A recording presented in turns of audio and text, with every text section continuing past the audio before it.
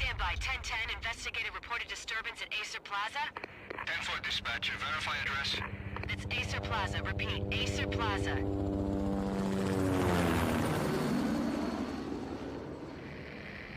Shots fired on the rooftop. An assault in progress at Acer Plaza. Repeat, an assault in progress.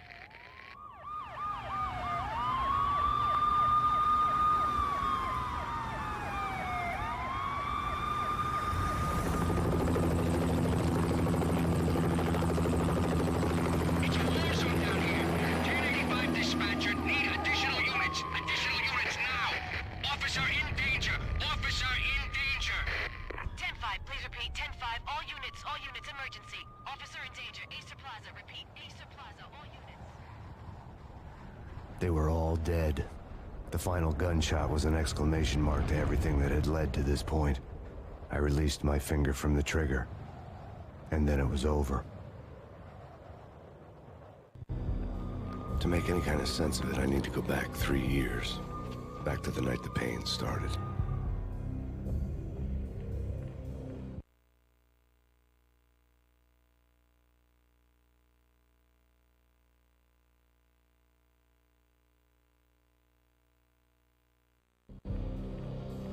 I was still in the force back then. NYPD, Manhattan, Midtown North Precinct, Hell's Kitchen. So when are you coming to work for me, Detective Payne? You'd make me work undercover in some hellhole. Sorry, Alex. Michelle and the baby come first. See? My last smoke. It's bad for the baby. That's you, Max. A regular Boy Scout. See, Alex? Still on for poker Thursday night, right? Like taking candy from a baby. Life was good. Sun setting on a sweet summer's day. Smell of freshly mowed lawns. Sounds of children playing. A house across the river on the Jersey side. Beautiful wife and a baby girl. The American dream come true. Honey, I'm home. But dreams have a nasty habit of going bad when you're not looking. The sun went down with practiced bravado. Twilight crawled across the sky, laden with foreboding.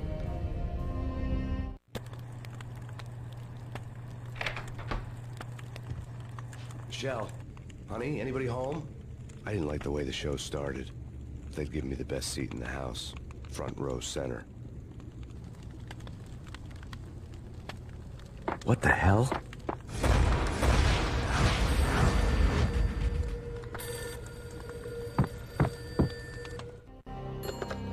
Listen, someone's broken into my house. Call 911.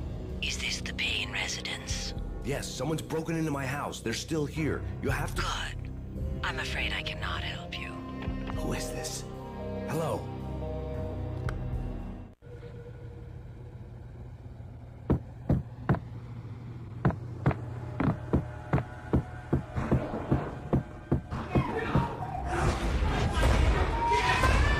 Michelle!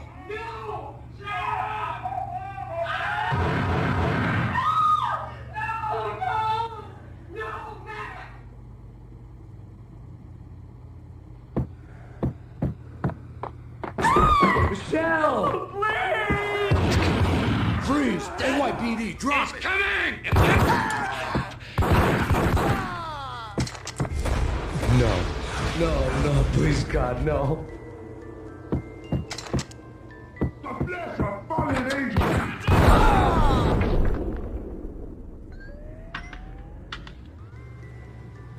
No, God, no, please, Michelle. Oh, baby.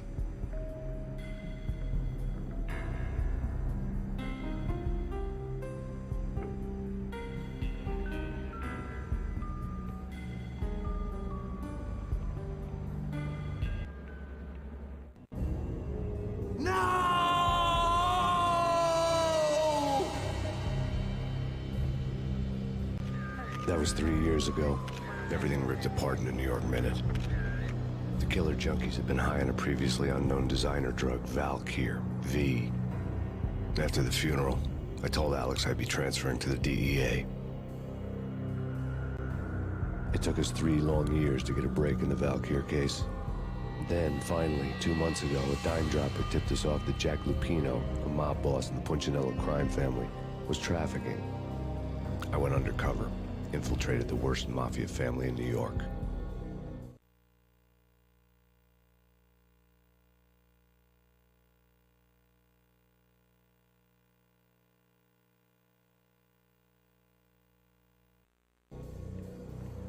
I came in from the cold and the dark. Outside the city was a cruel monster. I've been slowly working my way from the small time to the big fish, trying to get to the source of the drug. Alex and BB were my only contacts in the DEA, the only ones in this decrepit city who knew I was down here. BB here. Something urgent has come up with Jack Lapino. You need to meet with Alex immediately at the Roscoe Street station. I hadn't had a face-to-face with Alex since I'd gone undercover. Outside, the mercury was falling fast. It was colder than the devil's heart, raining ice pitchforks as if the heavens were ready to fall. Everyone was running for shelter like there was no tomorrow. It didn't get any better when I got to the subway. The feeling hit me like a point-blank shot straight in the face. Something was not right about this. My Beretta stirred nervously under my coat, but the train doors had already shut behind me, and I was in for the ride. Next stop, Roscoe Street Station, and Alex.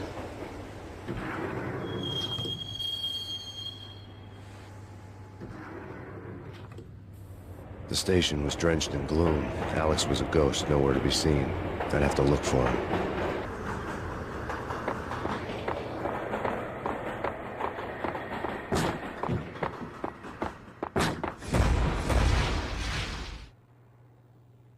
Death was in the air at Roscoe Street. I'd have to find Alex fast.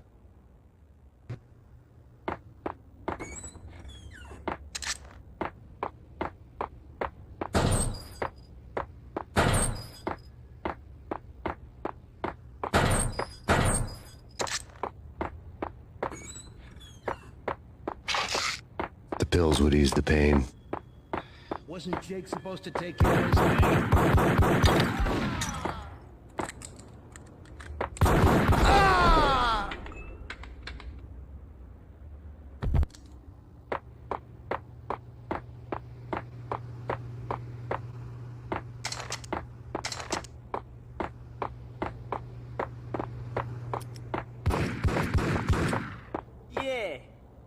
Hey, yeah.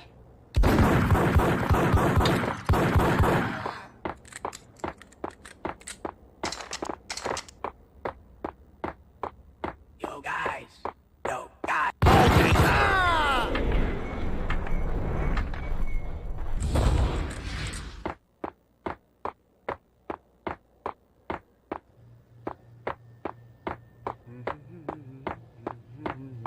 What the hell?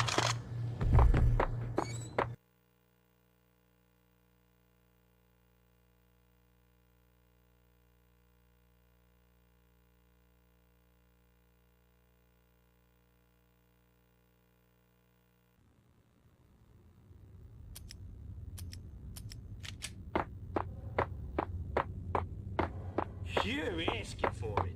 Take it easy. Hold it. While looking for Alex, I had ended up in the middle of a big-time crime operation.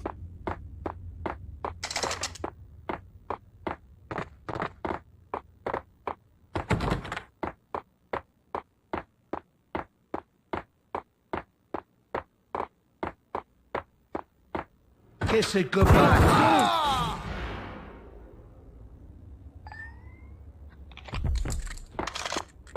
You saved me, man. What's going on here? A massacre. These armed thugs just appear from nowhere. We need to get help. I can make the call from the control room 1 floor up. Can you take me there? Sure. Sounds good. Follow me.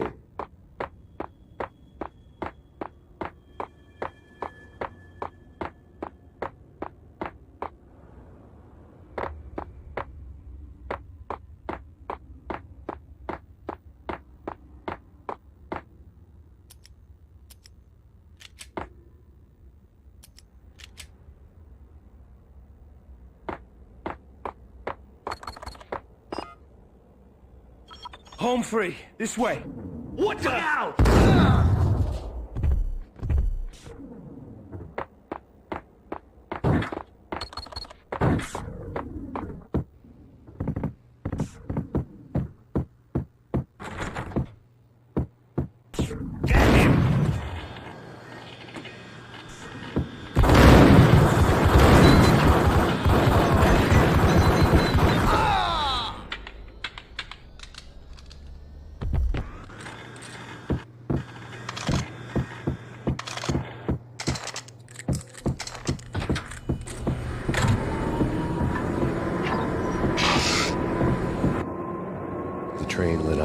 Christmas tree. Power was back on.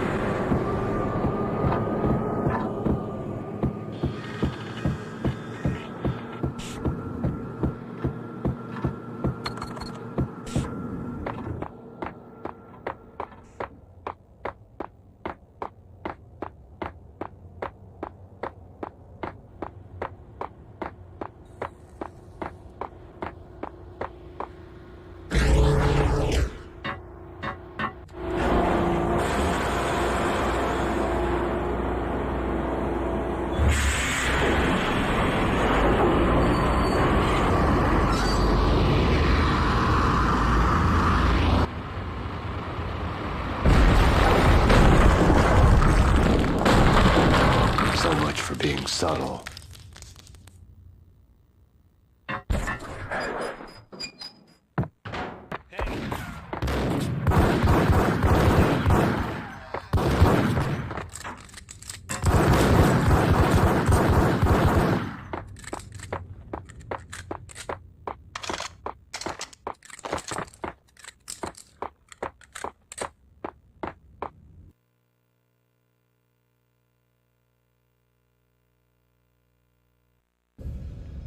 The rusty door led to an abandoned part of the station, closed off since the early 40s. Something big was going down at Roscoe Street. Maybe that's why Alex had wanted to meet me here. Maybe not. One way or the other, I was gonna find out.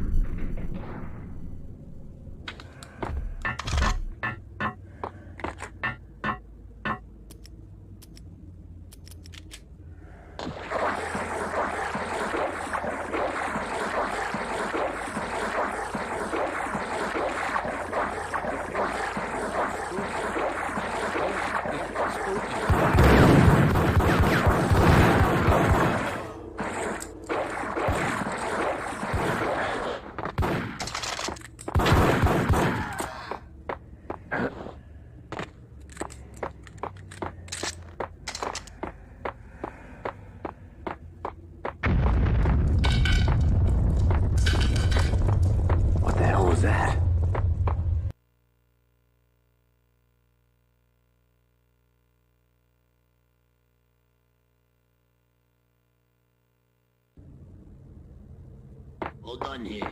Give me the detonator. What are you talking about? The detonator. I thought you'd bring it. You were supposed to bring it. Yeah, right.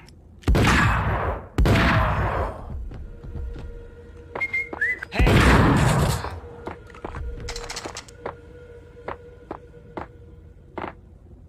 The door had been welded shut ages ago and the bomb was missing a detonator. What the hell?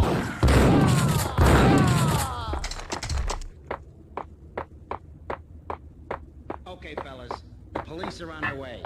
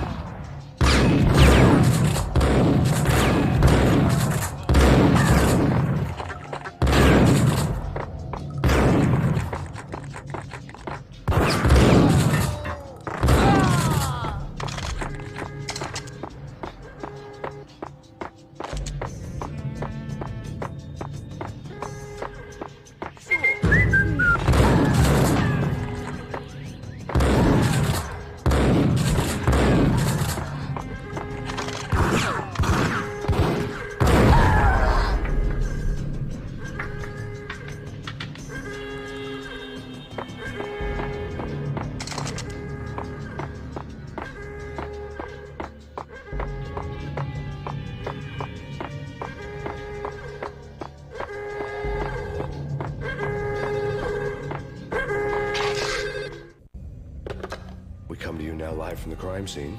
Who is this? Right back at you. This is Deputy Chief Jim Bravura from the NYPD. You are to cease your criminal activities and surrender immediately. Sure thing, Jim. Me and the boys have been talking, and everyone's real sorry. They'll never do it again. Who the hell is this?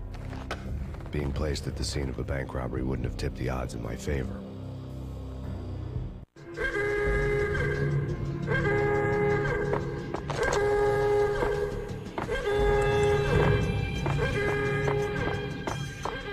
The bank robber's score lay on the table. The bank robbers had been after Acer Corporation bonds. The Acer success story had recently been on every channel and on the cover of every magazine.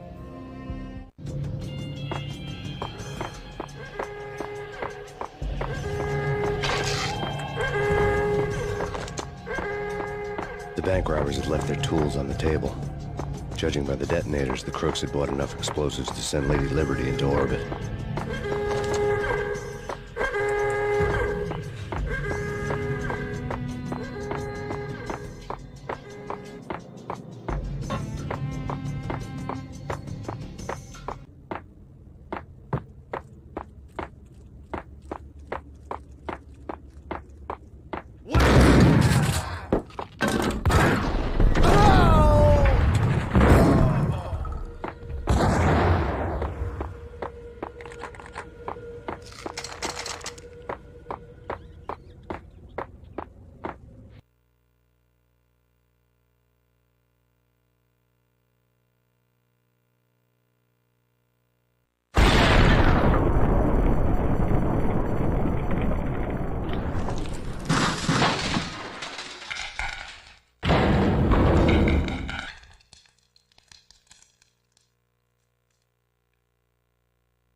Hold it! Max, Jesus, you almost gave me a heart attack! I nearly shot you! Alex, I'm glad to see you. What the hell's going on? There are more corpses here than at the city morgue! It's an armed robbery, a tunnel job straight to the Roscoe Bank vault through the old station wall. Is this why... This is Lupino's gig? This is Lupino's doing? Lupino's men? Really? You sure know how to pick a place? Can you get through? No, it's locked. We gotta get out of here. If it's Lupino, it's... Alex? Alex! There was nothing I could do. He was dead. I could tell by the empty, accusing stare of his eyes.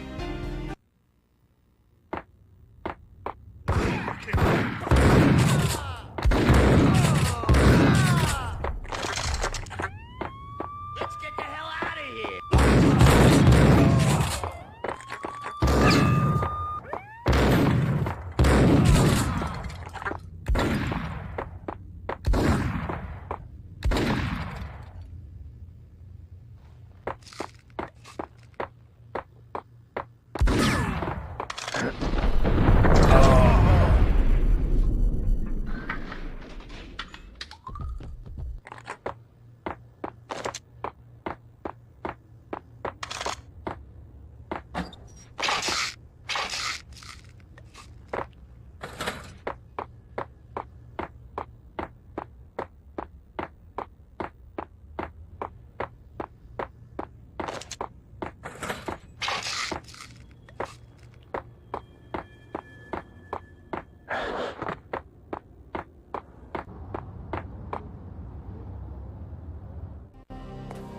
Alex had kept me relatively sane for the past 3 years. Now I didn't know how I felt. Somehow he had stumbled upon something big and ended up stepping on Jack Lupino's toes.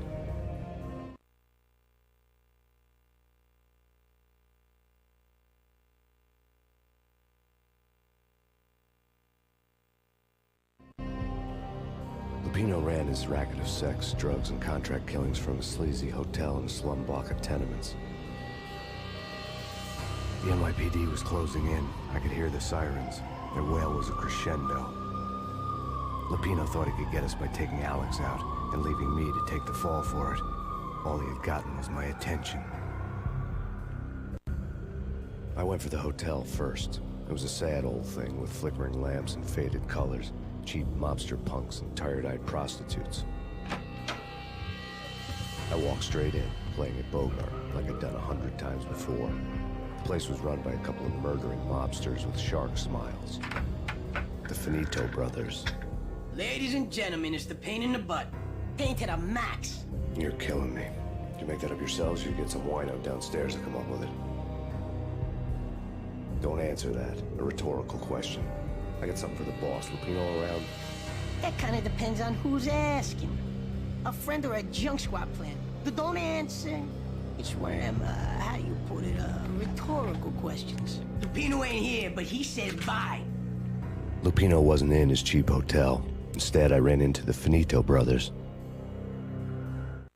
My cover had been blown. The door slammed shut behind me. And then I was dodging bullets like raindrops. Pain in the butt. Ha ha! Pain to the max. Junk squad kid. Got a ticket to Marble City for you. Beavers and lions down. Bring it.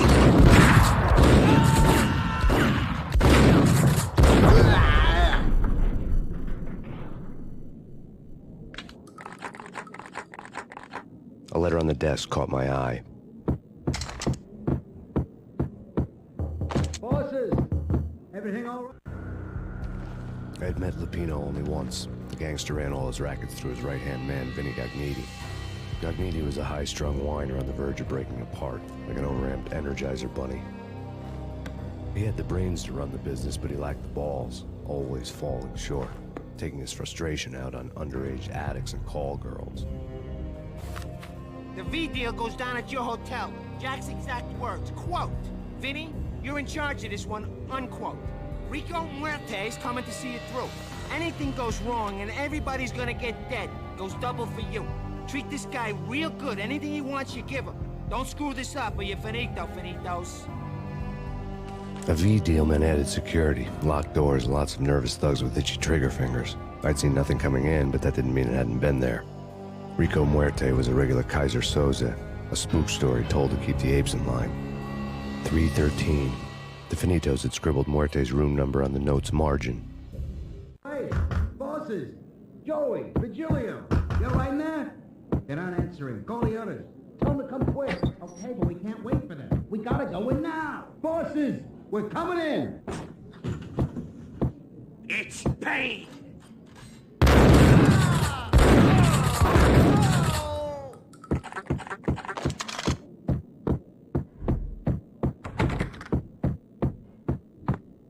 Getting out was not going to be easy. The staircase was locked and the elevator had been busted for a decade or more.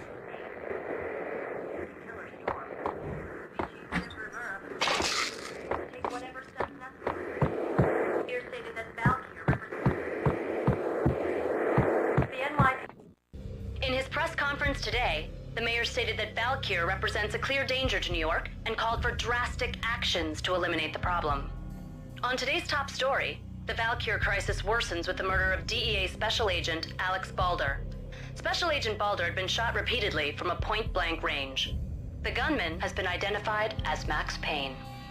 The noose is sure to tighten around this fugitive criminal as more NYPD units join the search to apprehend him. I had just gotten my 15 minutes of fame.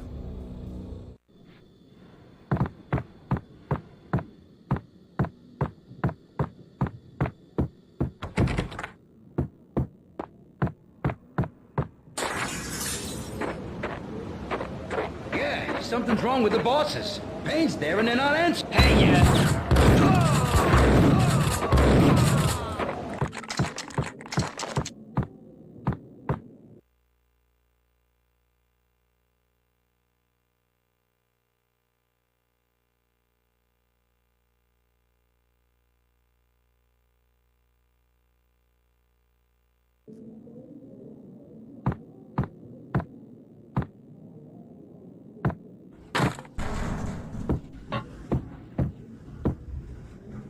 Hey!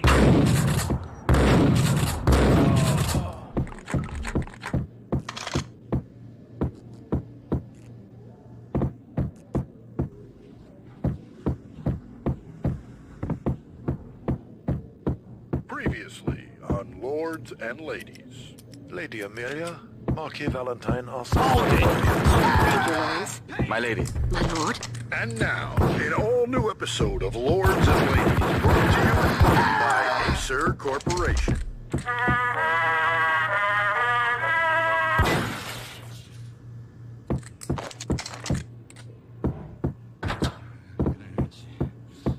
V meathead junkies could go off without a warning. I had to be careful.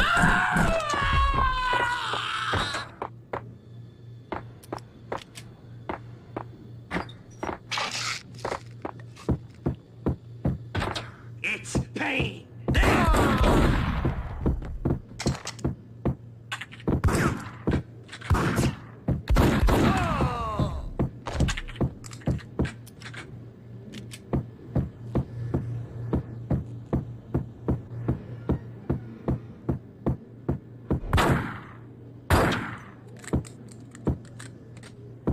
Piece of crap! Get him!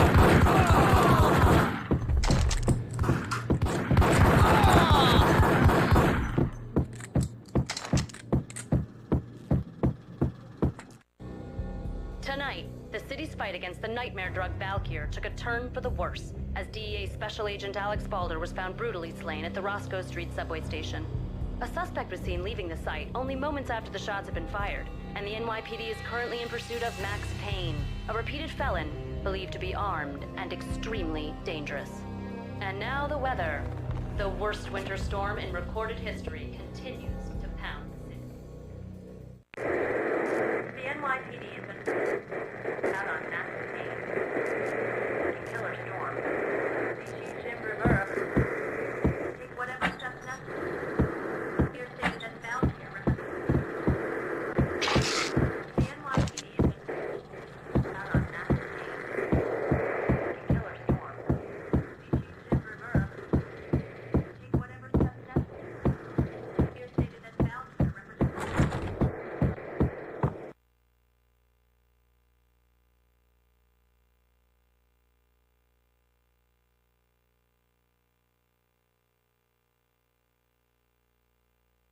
It's coming. It's coming.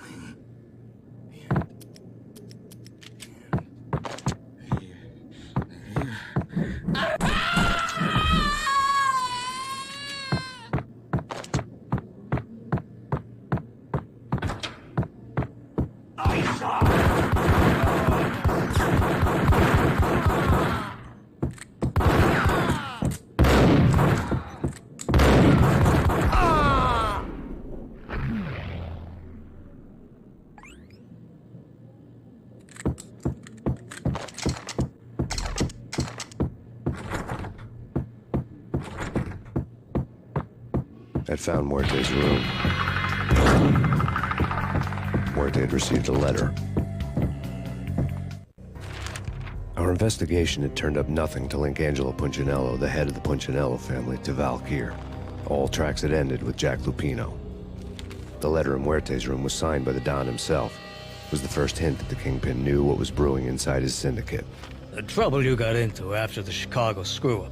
The Punchinello family bailed you out. You have been waiting for a chance to pay us back. One of our trusted boys has a monkey the size of King Kong on his back. We need your special skills for backup on a major deal. Collecting evidence had gotten old a few hundred bullets back. I was already so far past the point of no return, I couldn't even remember what it looked like when I had passed it.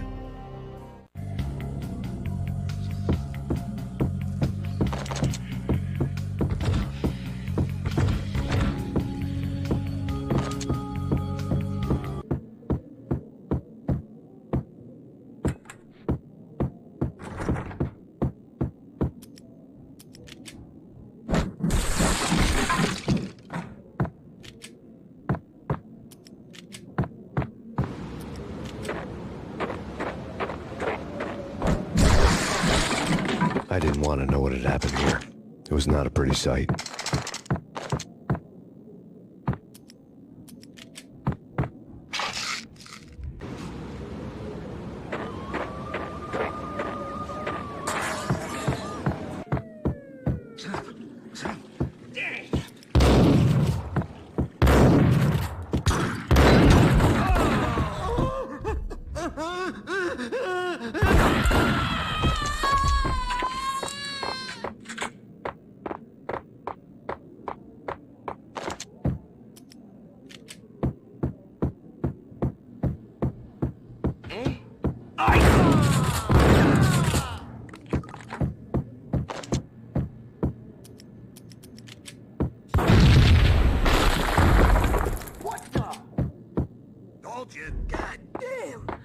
was a bomb for sh**.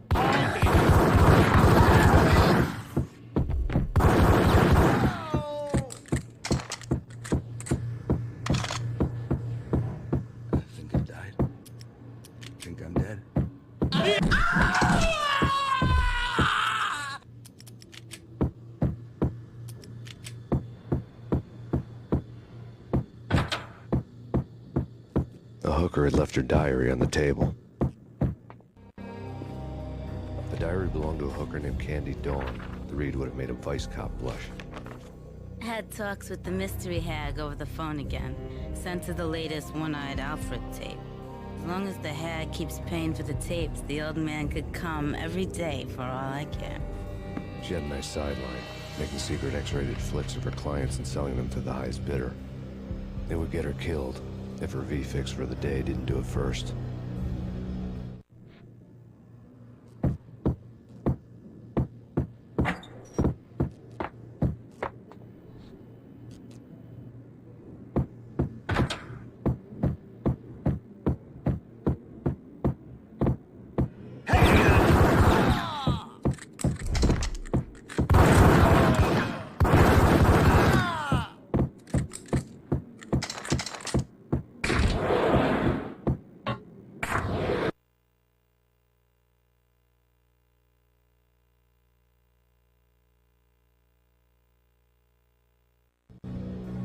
The old service elevator rumbled down to the bowels of Jack Lupino's hotel.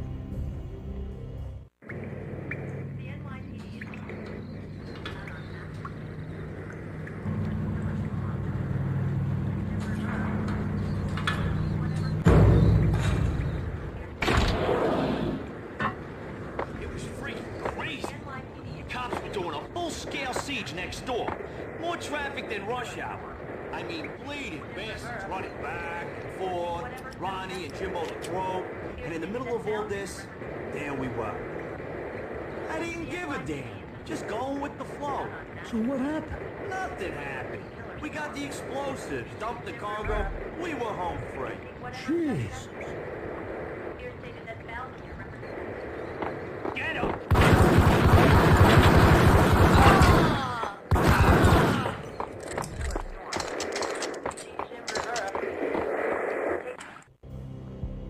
A winter storm warning is in effect in the whole tri-state area, as both freezing rain and heavy snowfall continue.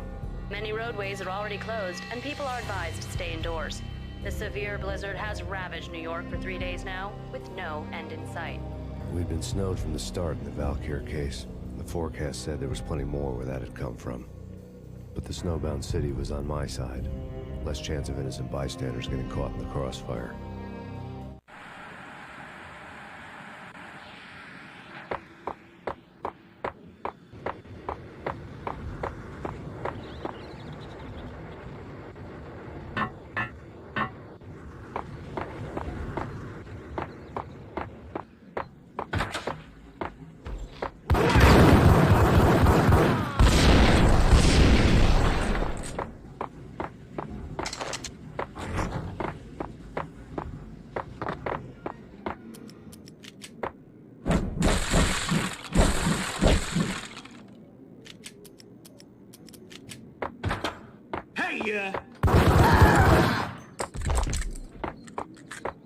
Exhibit number 1, a newspaper. A dead man tied to a chair lay on the boiler room floor. Captain Baseball Bat Boy has an unbeatable track record in superhero death matches. But a 6-pack of root beer gets me every time. The murder weapon was a baseball bat, now lying in a pool of drying blood next to a newspaper folded open on a Captain Baseball Bat Boy comic strip. Take vampire movies. Why are they always set in LA? Gun them down!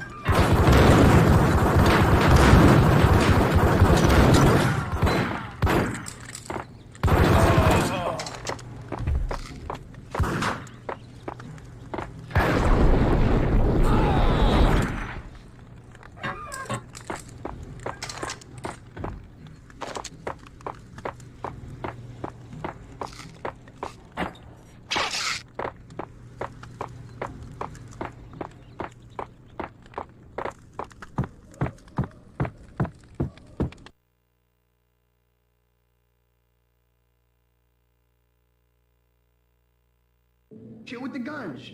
Trust me, you don't want to piss Muerte off. Gentlemen, let's do business. Green for green. Cheers at green-eyed angels. Amen.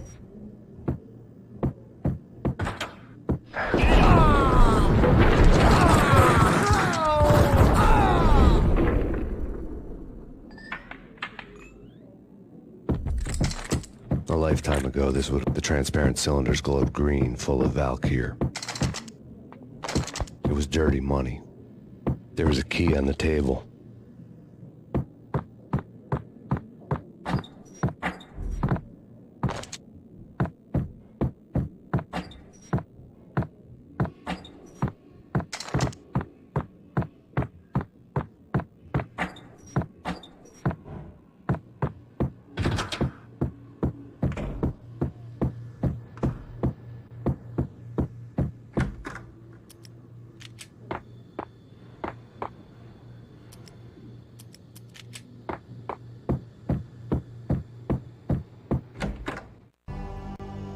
Two mad dog killers, ready to murder each other.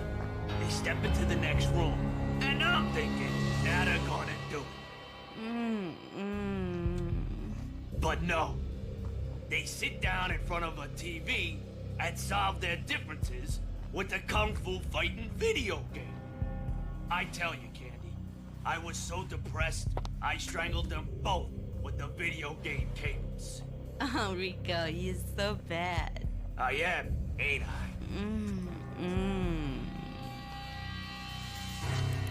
Rico Muerte, big-time hustler. Who the hell? It's that cop. Muerte went for his gun.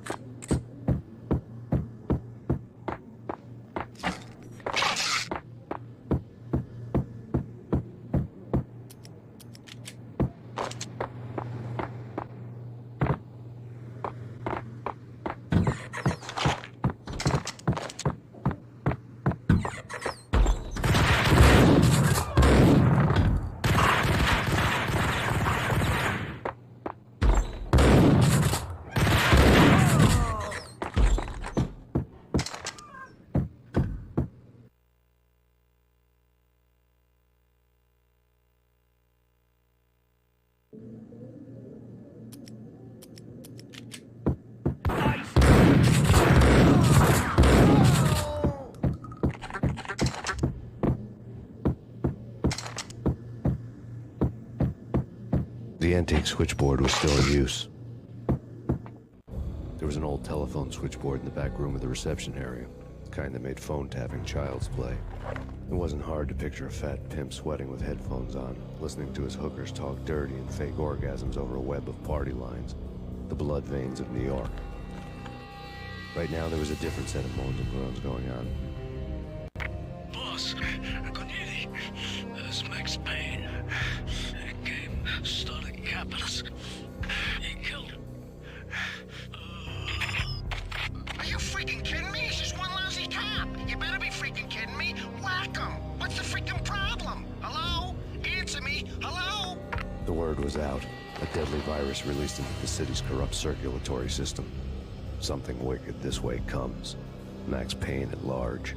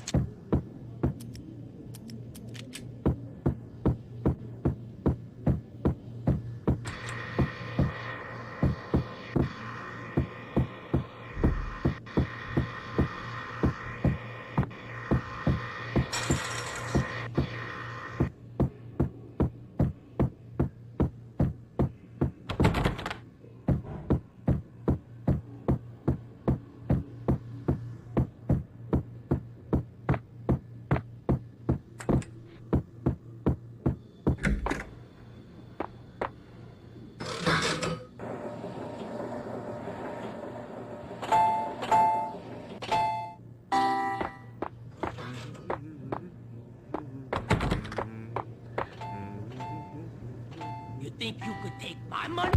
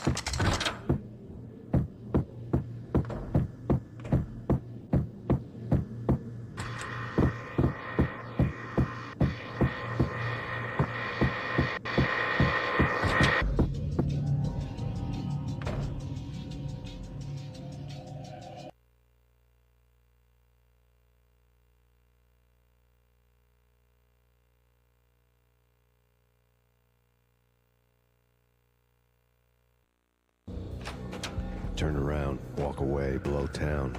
That would have been the smart thing to do. Guess I wasn't that smart. Lupino's tenement buildings were a seedy hangout for all kinds of sleaze. A liquor store, a pawn shop, a laundromat full of mobster bookies and loan sharks. The list went on. The how and why of it was a mystery to me, but they knew I was a cop.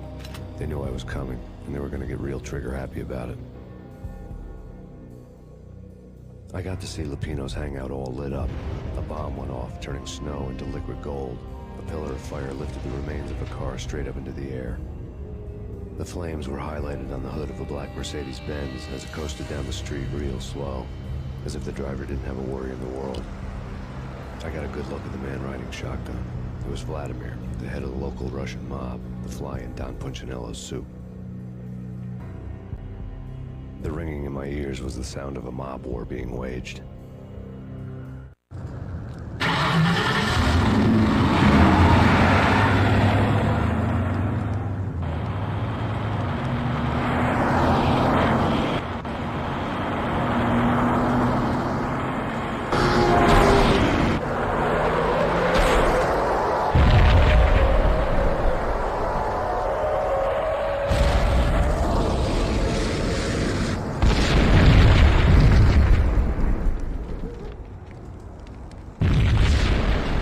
Exploded inside the closest slum building. It was a lucky break. The goons inside were spooked, but luck always came with a price tag. More bombs could still be ticking inside, and the cops would already be on their way. Jack Lupino's suite was on the top floor. At least it used to be, before the explosive makeover.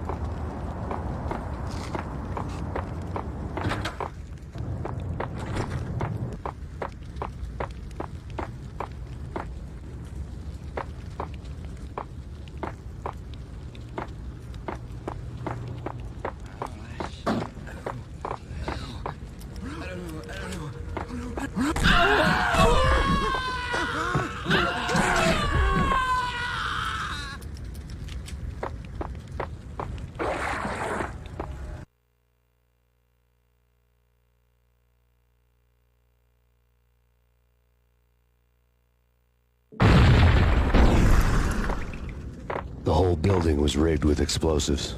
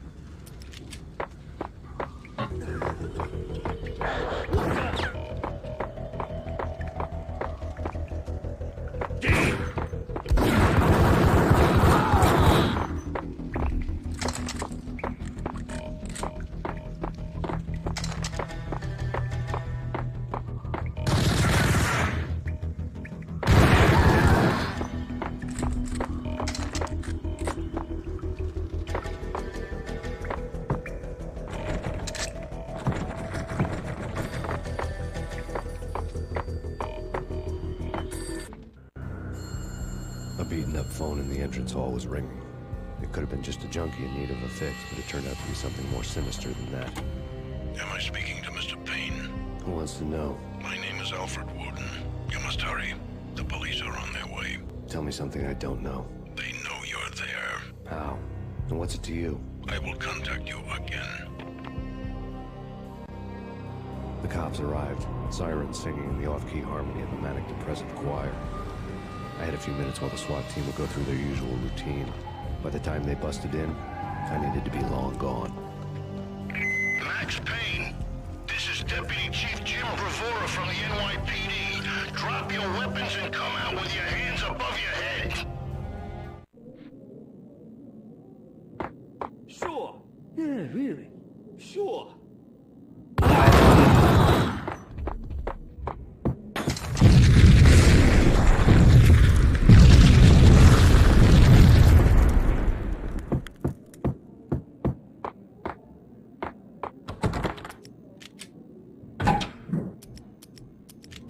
Someone had left a letter on the counter. There was a key on the shelf. Suddenly it all made sense. The bombs, the Russian mob boss making an appearance in person. Gognitti was his usual self.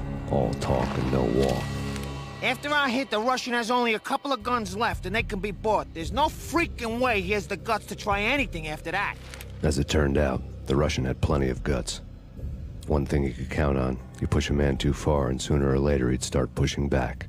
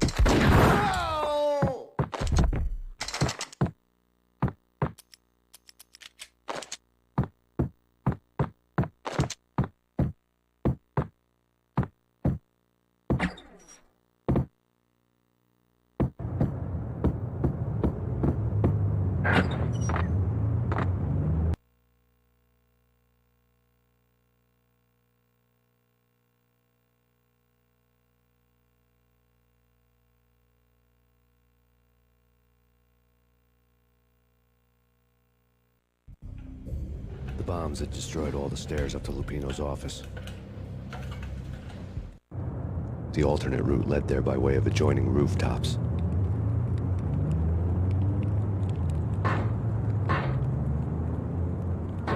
It's never been this cold. Never ever. It's like the sky's falling.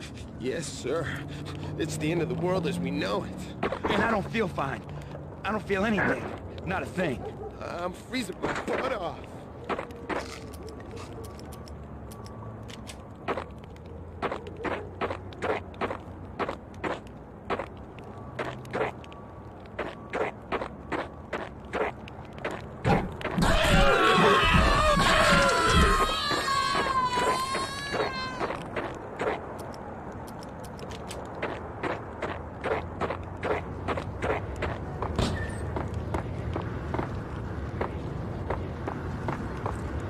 To get to the roof, I'd need to get to the elevator through the locked door up ahead.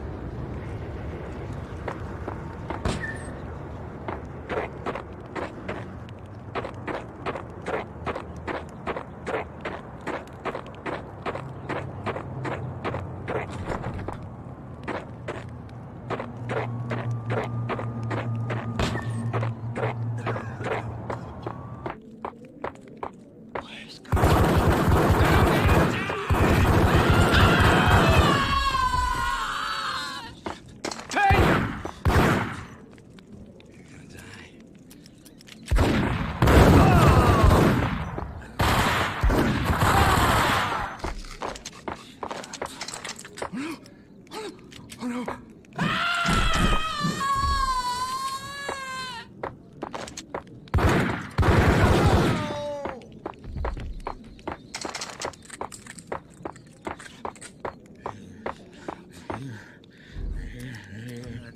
Yo! Hey!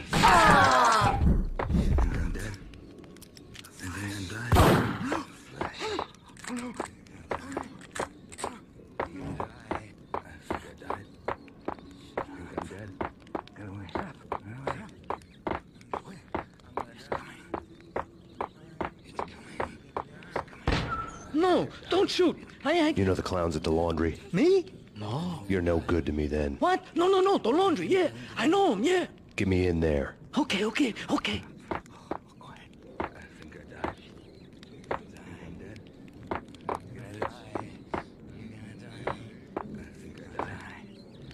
Think I'm dead.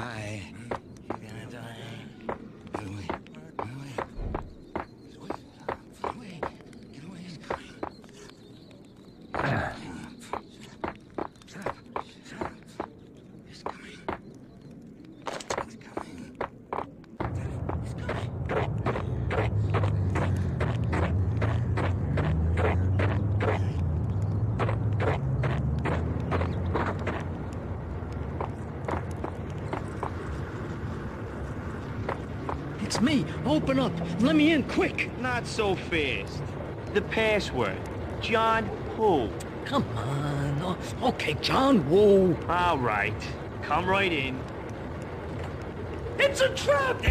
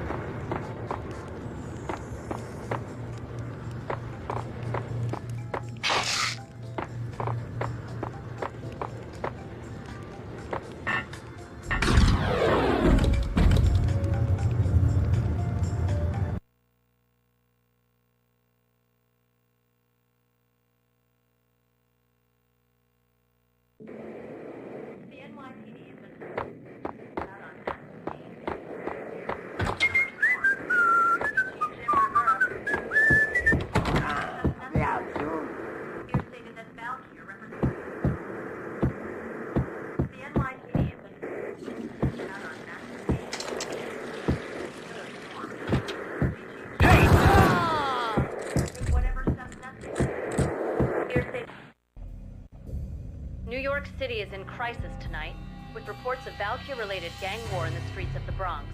Apparently, Max Payne, wanted for questioning in connection with the slaying of a DEA special agent earlier tonight, is waging a one-man war against his former partners in crime.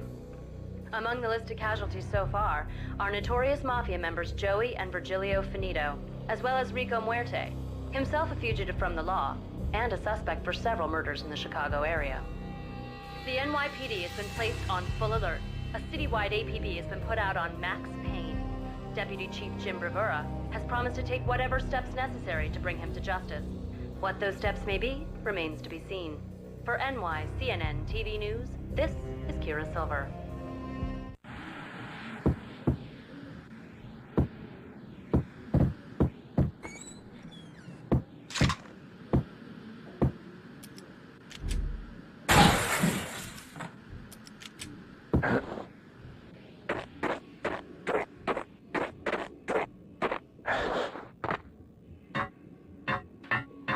This week on Address Unknown.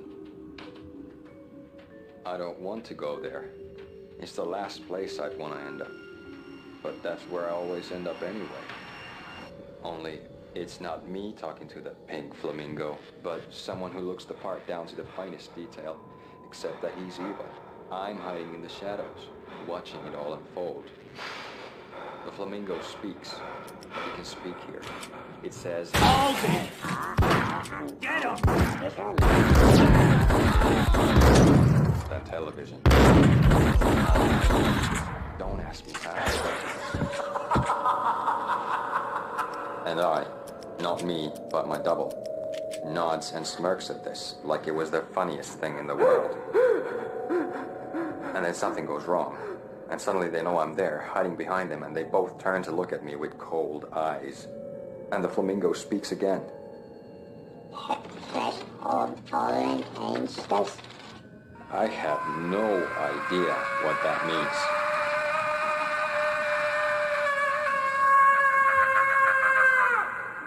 And that's when I always wake up to my own scream in that brightly lit white hospital room, strapped to my bed.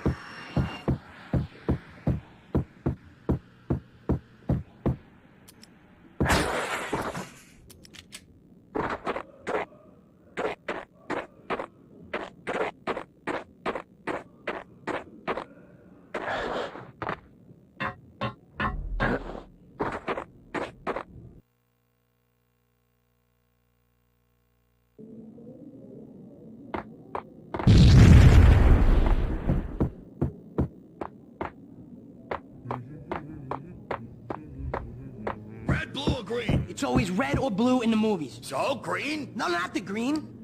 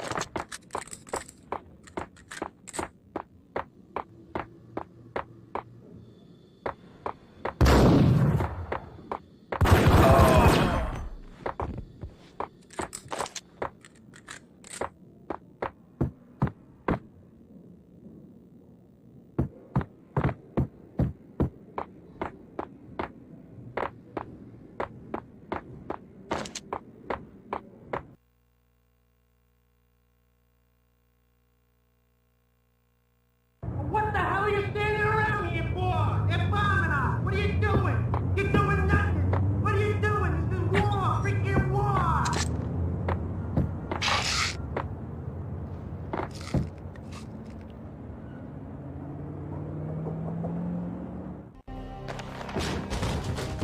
Vinny got needy. Just the man I've been killing to see. Payne? Freaking fed. I knew from day one there was something screwy about you. What do you think you're doing? You're a freaking cop. You ain't got squad on us. You can't just come in here waving your piece like it meant something. Yeah! Oh my God! Oh God, you shot me! Ah! You're dead, Payne! What the hell are you waiting for, you apes? Kill him! Kill him! With pleasure, boss. Got needy bailed. I made like Chow Yun Fat.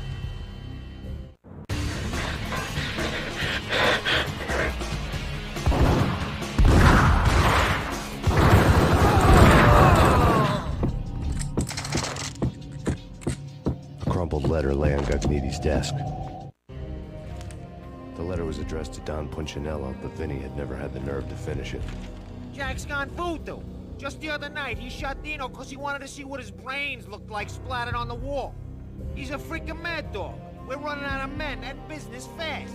Gugneedy had been living in mortal fear of his boss. Jack Lupino was a psycho.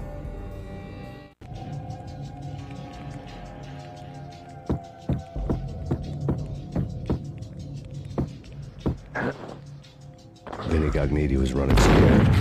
He could run, but with a bullet in his stomach like a broken bottle of Tabasco, he was quickly running out of time. He knew where his boss was, and I wanted to square things up with Jack Lupino. Gugneedy would be moving fast. I don't know about angels, but it's fear that gives men wings.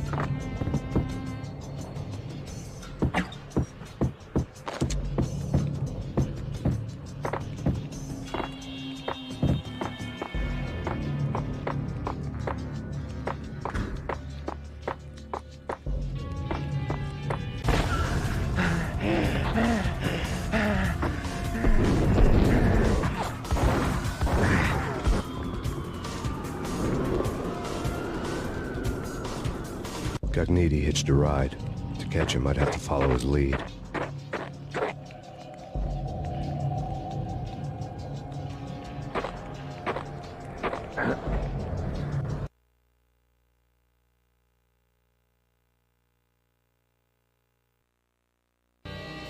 This was my second train ride of the night. The way it started didn't promise anything better than the last one. Freezing wind tearing at my face like sandpaper and razors. Ice hard and slick under my hands and feet. Somewhere in the background, the wail of sirens. The city howling after me. New York sped by in fast forward. Dark rooftop water towers and a dead forest of antennas and chimneys, all a blur. When the train he was riding slowed down, Gognitti made his move.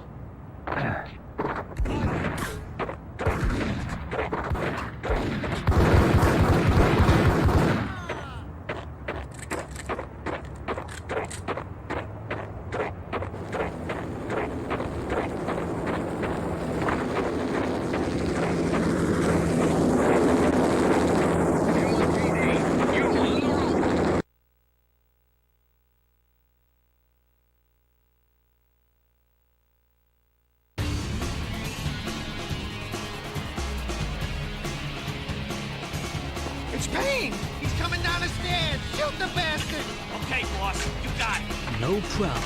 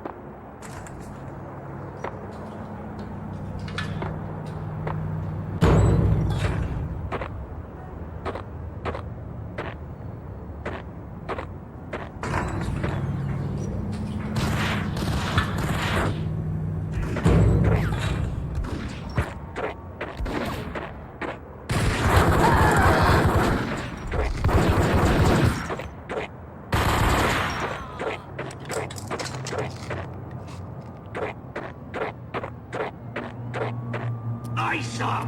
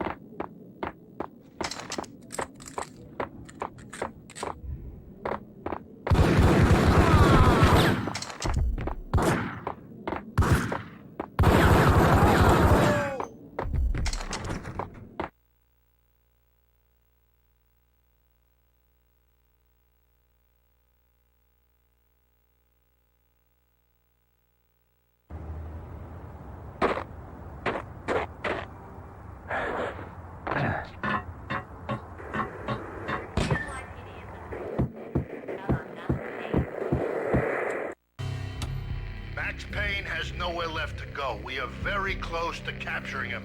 You'll get a full statement then. Right now, I've got better things to do, ma'am. That was Deputy Chief Jim Bravura from the NYPD with no further comment at this time. Apart from his suspicious food habits, I figured Bravura to be one of the good guys. Fate had just dropped us on different sides in this. But when it came to capturing me, he was way out of his league. I had already ditched the cops a couple of rooftops back. For now.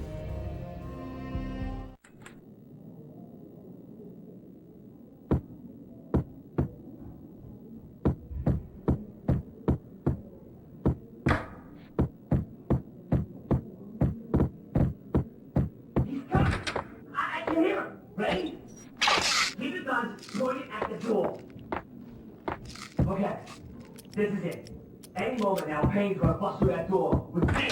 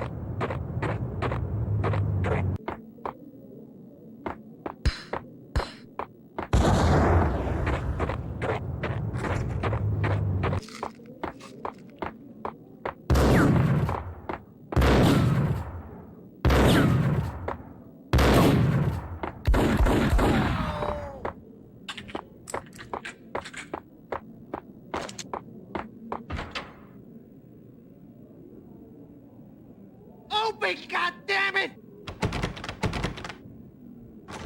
Payne! I'll kill you, you lousy freaking...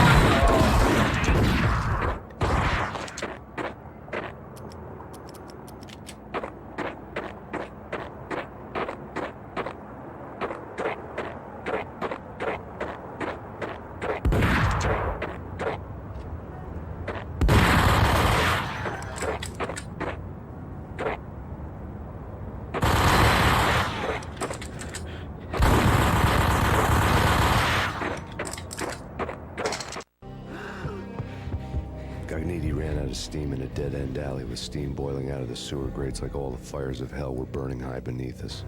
It was shakedown time. Where's Lupino? Screw you! Bad start, Vinny. Police brutality! I rate pretty high on that. You can't just hurt me in cold blood? Just keep telling yourself that. Listen good, Candyman. I'm not gonna be anybody's fall guy. I want to know where your boss is hiding. There was no glory in this. I hadn't asked for this crap. Trouble had come to me in big dark swarms. The good and the just were like gold dust in the city. I had no illusions. I was not one of them. I was no hero. Just me and the gun and the crook. My options had decreased to a singular course. I'll tell you, just don't hurt me no more. Lupino's at Ragnarok, the nightclub. Book me. Take me in a whole minute to freaking jail, just don't hurt me. Your rights will be ready at your funeral.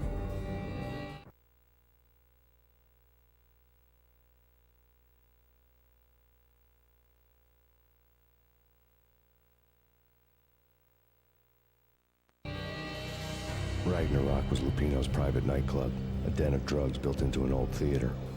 I knew what waited inside. V had junkies ready to explode in random acts of senseless violence, and Lupino's goon squad, the worst stone-cold killers this side of hell. Ragnarok was as inviting as a headache, flickering and flashing to a machine gun beat. The belly of the nightclub was a gothic theme park that began with bondage games and led to the nasty stuff from there. As subtle with its dark message as a cop killer bullet through the heart. Like father, like son. Just like Jack Lupino.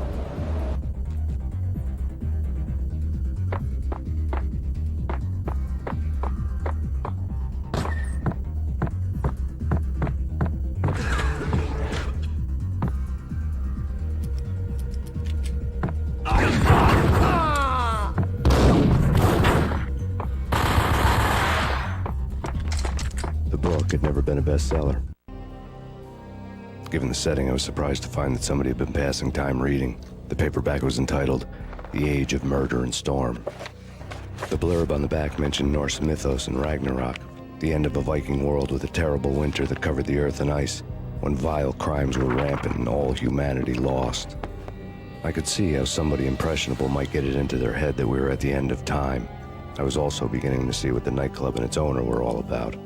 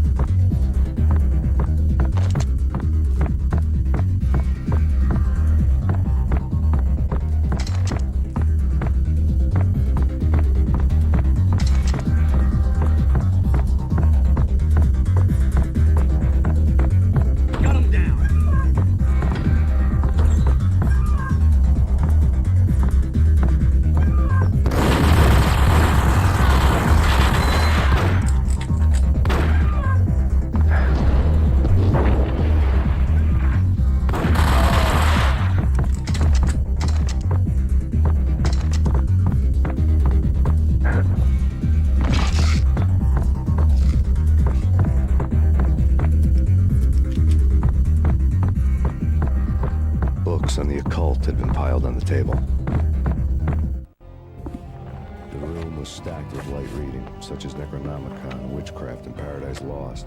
Old exotic titles like Malleus Maleficarum and De Umbrarum Reini Novum Portus. Most with pentagrams on their covers, all dealing with the occult and the infernal. Lying between stacks of horror videos and a couple of Ouija boards.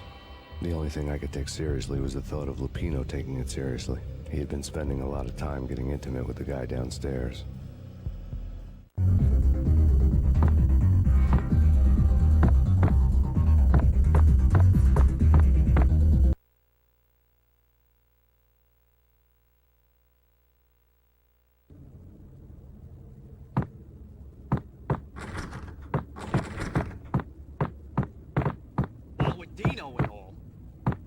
Say anything to his face. He might not... Who knows?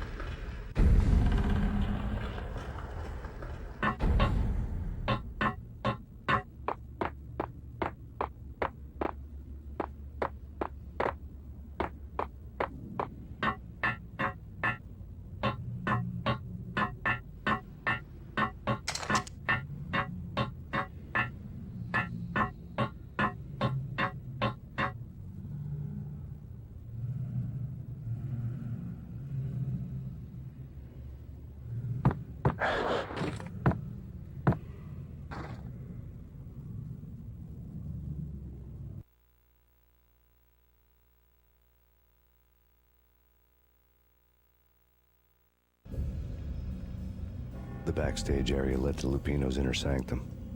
The hot air inside was like an invisible wall, thick with incense and something else, a sickly sweet smell that made you gag. This was the rotten core of the Big Apple. Lupino lurked somewhere ahead, like a spider at the center of his web, waiting. The vapors in the air started to make my head swim. Torn pieces of a letter lay scattered on the sofa.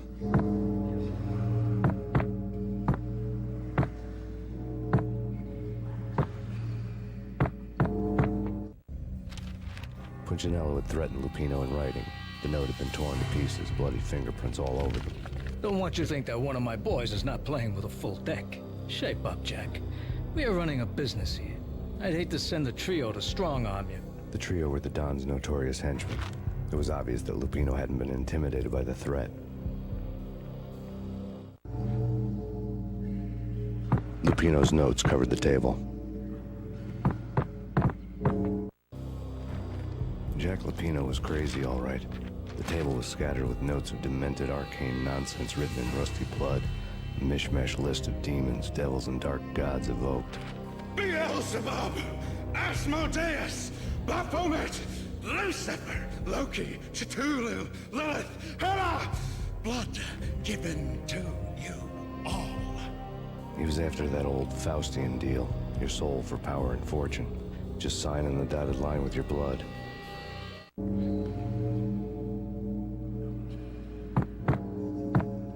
Lupino's notebook lay on the... Jack Lupino was crazy, all right.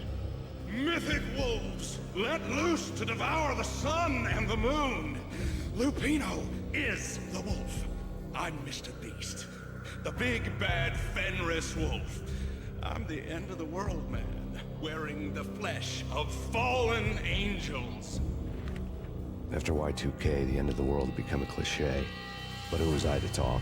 A brooding underdog avenger alone against an empire of evil, out to right a grave injustice. Everything was subjective. There were only personal apocalypses. Nothing is a cliché when it's happening to you.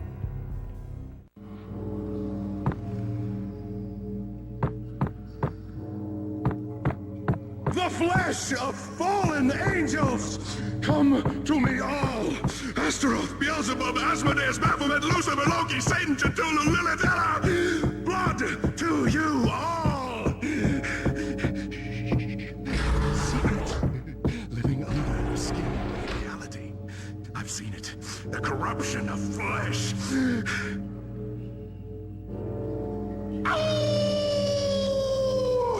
I'm the wolf, yeah!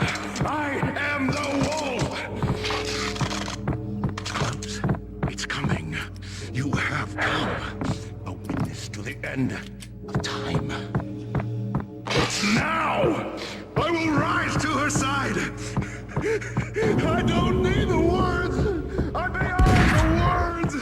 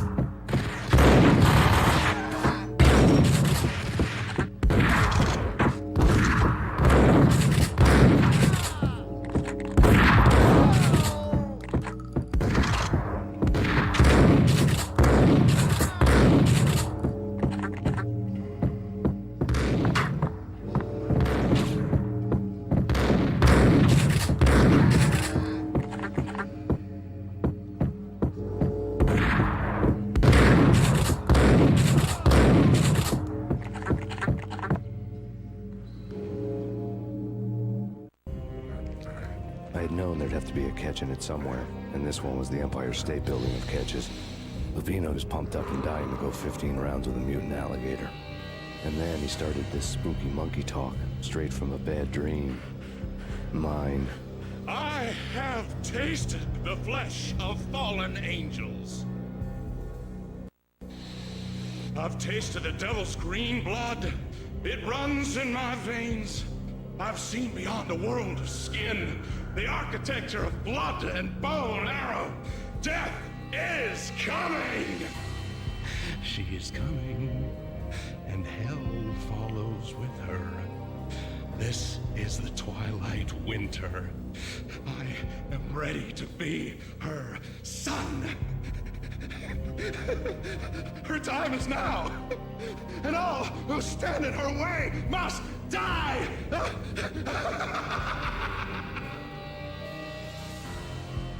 Die! You'll die! You'll die! Now! All die!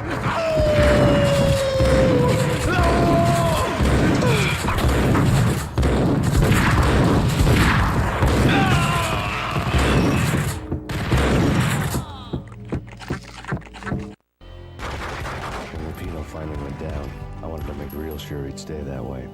V was a bad monster. Turned them into friggin' zombie demons from outer space.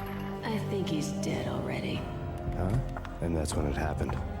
But dead or not, you've got the wrong guy. In stepped this knockout femme fatale, holding a gun to my face. I returned the favor.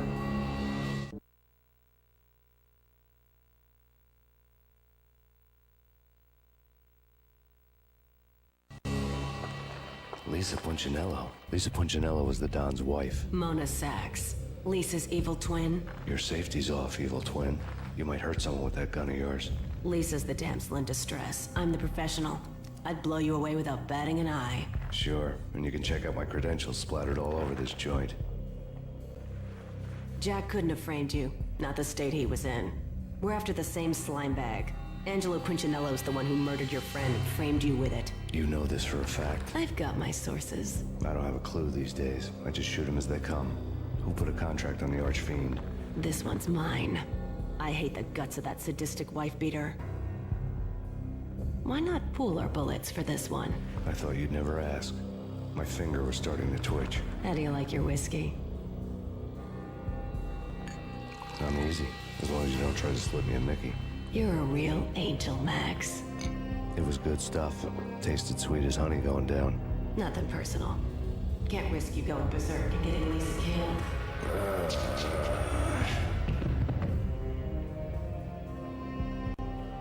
The nightmare was always the same. Violent shapes moving in darkness, old and ugly. The killer's mad laughter was a riddle filled with wicked innuendo.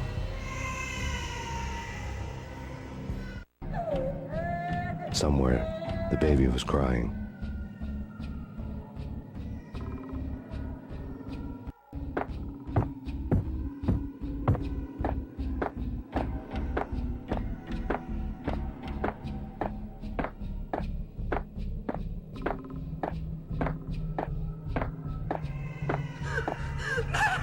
No, please, Max!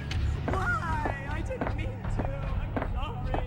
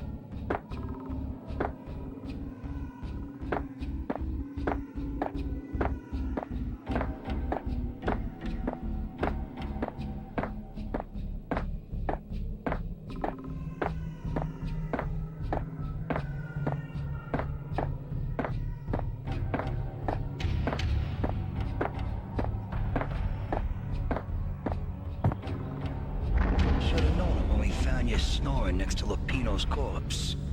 A comedian, huh?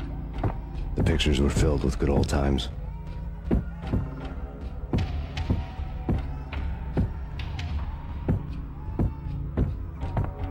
Michelle looked at me from the photo.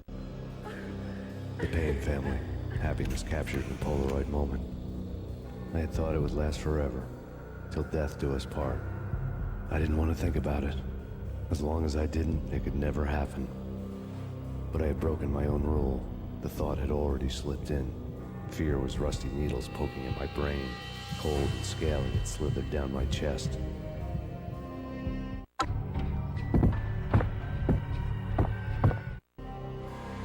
Alex and I had a few moments of glory between us. Crime-fighting comrades, the best in NYPD DEA collaborative team. Good-hearted macho bullshit like that. I would have given anything to have him here as my backup. No such luck. No luck at all.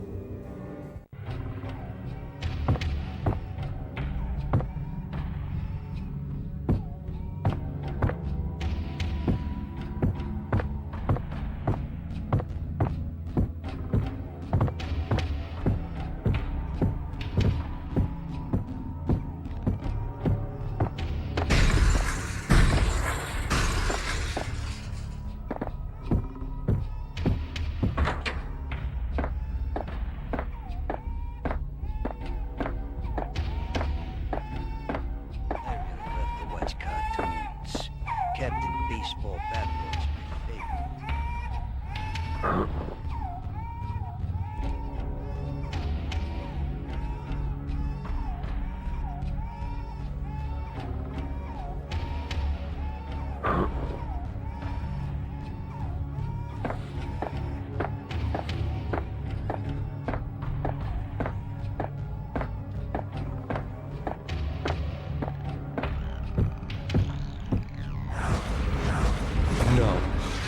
No, please, God, no.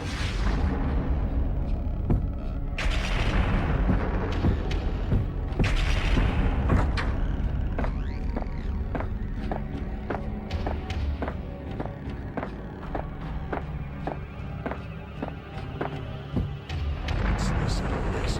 Shoot them full of holes, blow them to bits, vaporize them, disintegrate them.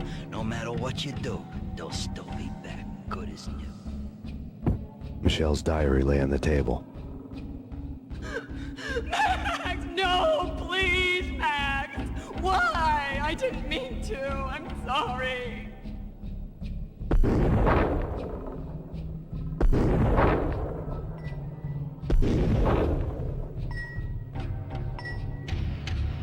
Murderer! You killed her! Nothing like that ever happens in the real world.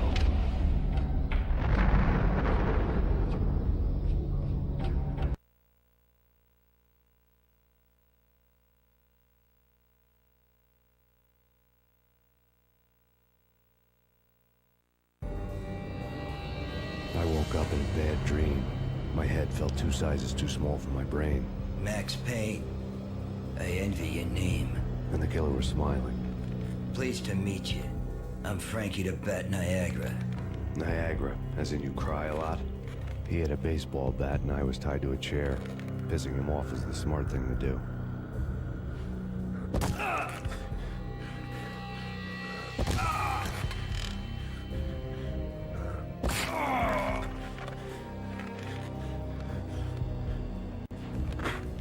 Nothing wrong with a little laugh now and then. Take me, for example. I love to watch cartoons. Cartoon violence is a fascinating thing. Let's take a break. I need to take a leak and maybe grab a cold one at the bar. Don't worry. I'll be back to finish this off. And then, it's checkout time. You play, you pay, you bastard. He swaggered out, and the door clanged shut behind him, locks clicking into place. Everyone makes mistakes. Mine hadn't been to crack jokes about the goon with the bat. He'd have cracked my skull regardless. It hadn't even been to trust a girl with a gun. I had blindly gone after the first bad guy on my hit list when I should have been aiming further up the ladder, at the head of the Punchinello family. I couldn't bring myself to be pissed at Mona. Guess I had a soft spot for her pretty face.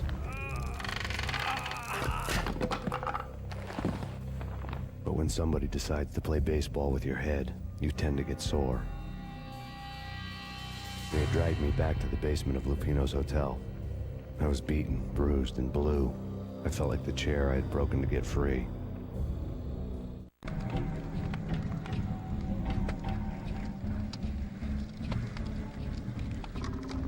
All I had was Niagara's bat, sticky with my own blood.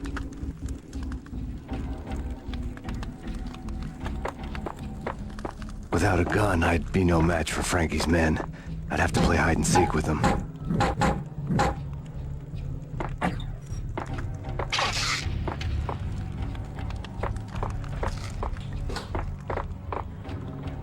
It's Frankie's turn. We'll take care of it. Yeah, I know. Just I wouldn't mind having a... What the hell?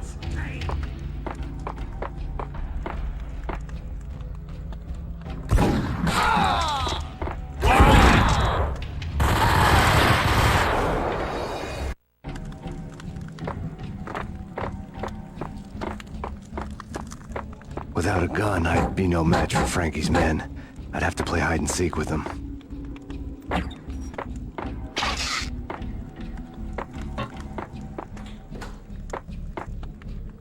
It's Frankie's turn.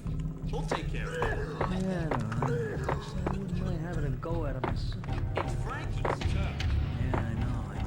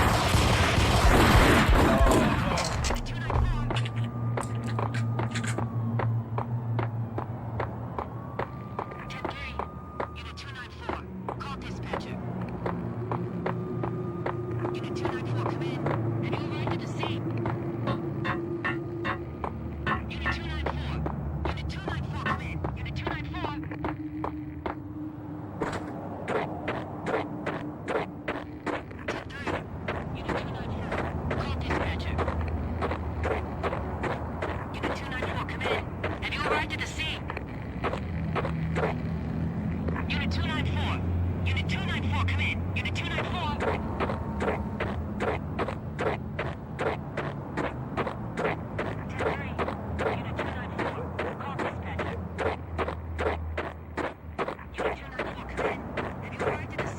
Things were fast going from bad to worse.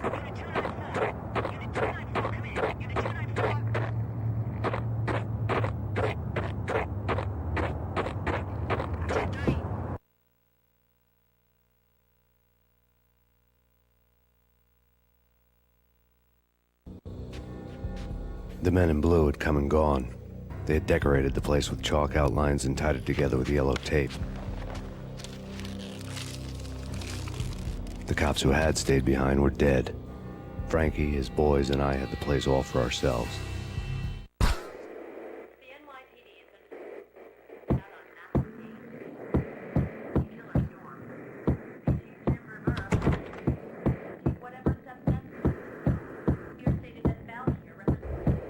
Just forget about it. Just forget about it. Hey, just forget about it. That crazy witch, you should have heard her. She was a real scream when the boys caught her trying to cap the Don. Oh, that's friggin' bad. To the trio? That's even worse than what Frankie's doing to that poor bastard downstairs. She's gonna take a long time to die. The mobster muscle on the phone was talking about Mona. Punchinello's trio were nothing but bad news. There he is!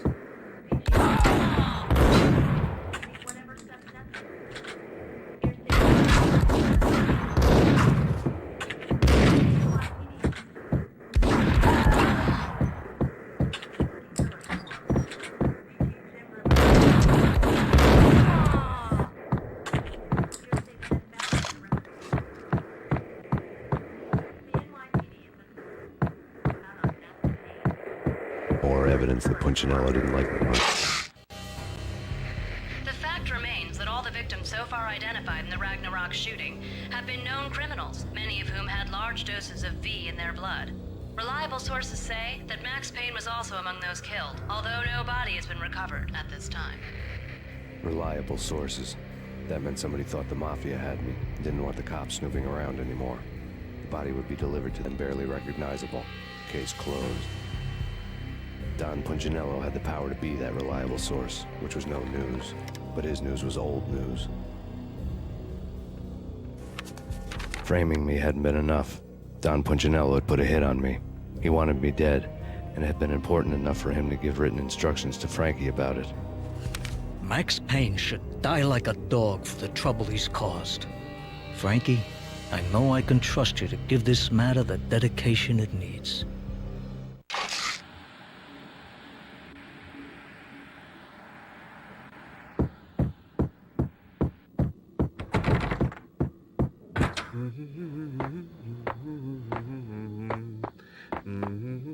Hey!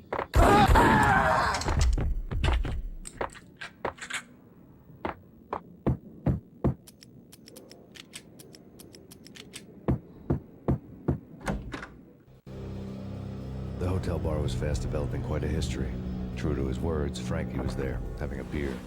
Jesus Christ. How the hell did you get loose? Got bored waiting. Thought, what the hell, we could just as well finish this here. Fine by me. This works out just as well.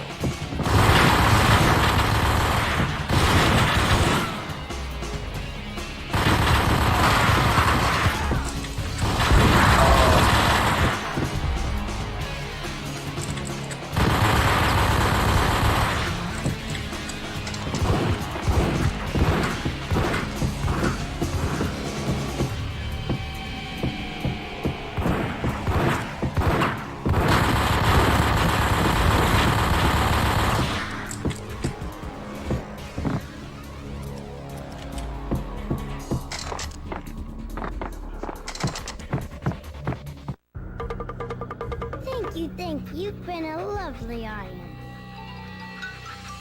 Had enough? I don't play with girls anyway. Unfair! I spotted the tail as soon as I left the hotel. A big black Mercedes. I'd seen the car before. That time it had heralded impressive explosions. Vladimir was back. Bang. You're dead, Max Payne. I might have laughed if I remembered how. What's this supposed to be? Cops and robbers? Look, you want something with me? Get in line. Peace, man. Relax. You know you are a real news item. Armed and dangerous. I am going to make you an offer you can't refuse. I always wanted to say that. It's a bum rap. I've been framed. Well, that's a moot point. Whatever you did or did not do, I'm sure you had good reason for doing it. Want to hear me out? I'm listening.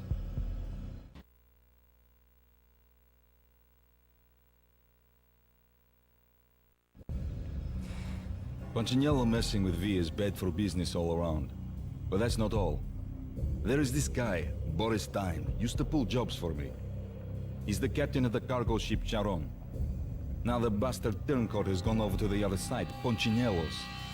The ship's loaded with high-res hardware, guns, my business. If Punchinello gets hold of that cargo, he's won and I have lost. And you'll have your work cut out for you.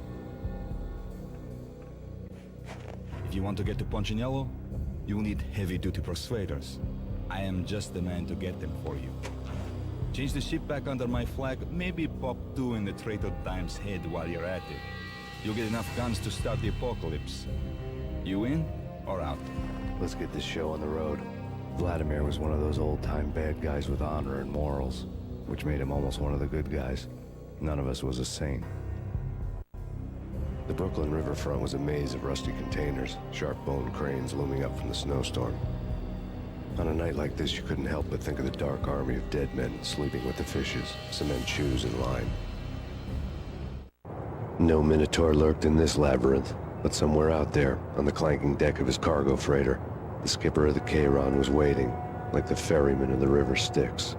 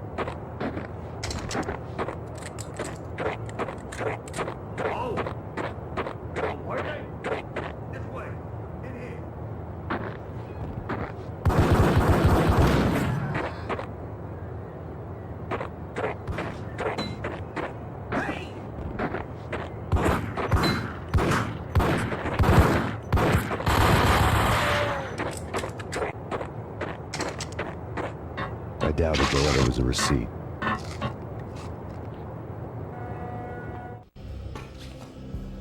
Rico Muerte had come to town to do more than just sort out family troubles. Exhibits number 1, 2, and 3. Briefcase of money, a sniper rifle, and an envelope with one word neatly printed on a folded piece of expensive paper. Mayor. It didn't sound like a mafia contract at all. It was too cold and too to the point.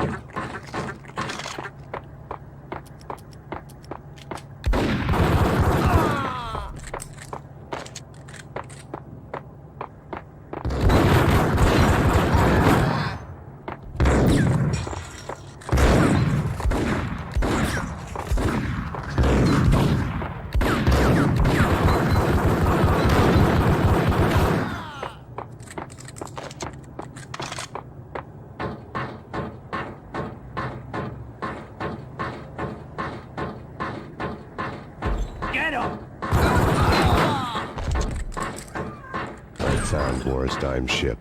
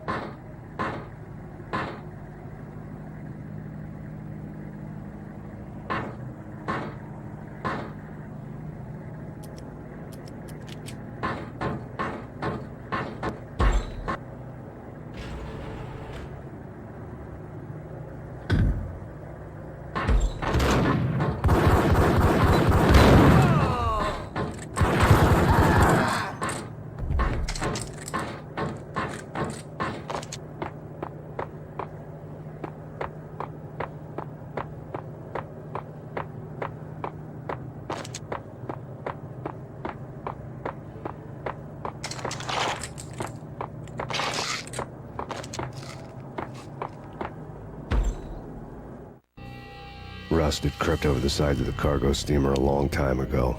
Boris Dime would be on board. I'd have to smoke half of his crew to even get near the gangplank. Guns were probably being kept in the hold, buried amidst the rats and oily water.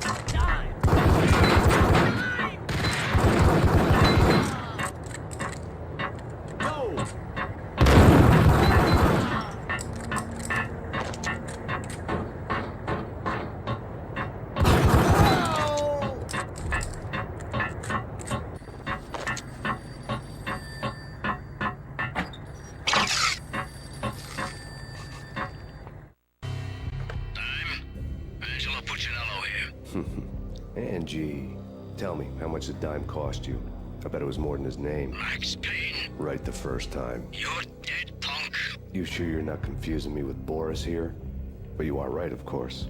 Pretty soon we should get together and have a talk. You son of a... Pissing Punchinello off was a dangerous game, but when people get mad, they make mistakes. I should know. That's where I wanted Punchinello, mad enough to trip over his own feet, preferably into a grave.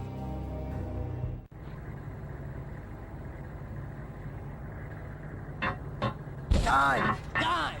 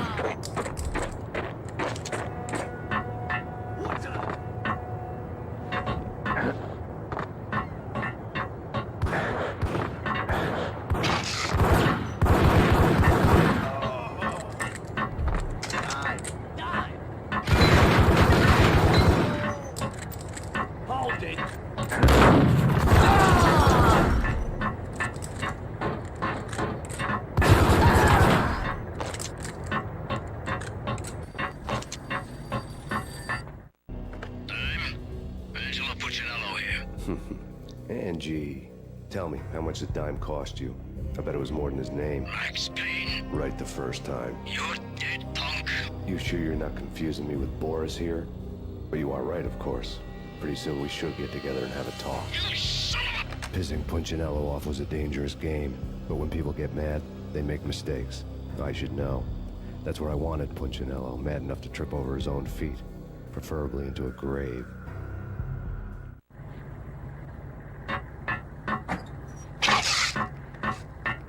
Done! Done!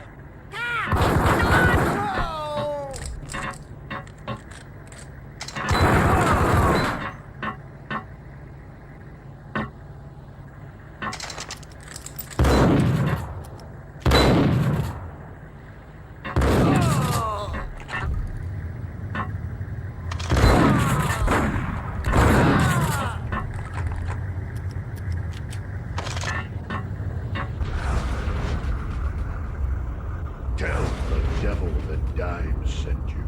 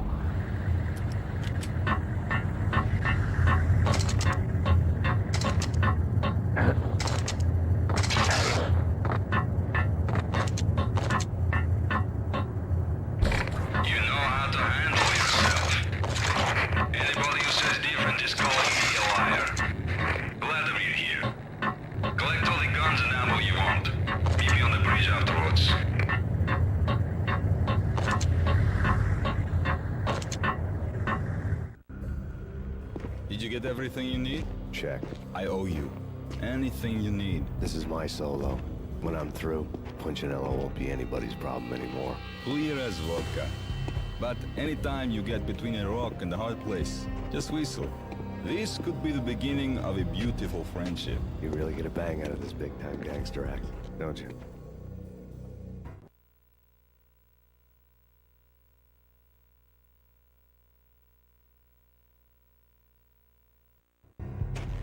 Even with all this firepower, I figured I couldn't get to Punchinello at his manor. I could only hope that he wouldn't pass a chance to hear me beg, to see he's won. This is Max Payne. I want to cut a deal. Payne, you're a dead man. That's what everybody keeps telling me. I got your ship and her cargo. I want to meet. No pain, no gain. Capiche? You know my restaurant? Yeah, I know it. 1 hour. Punchinello's restaurant had seen better days. Snow was falling like ashes from post-apocalyptic skies, but that was outside. Things would soon get hot in the Don's restaurant. I knew it was a long shot, Angelo Punchinello actually showing up, but there was no crime in hoping.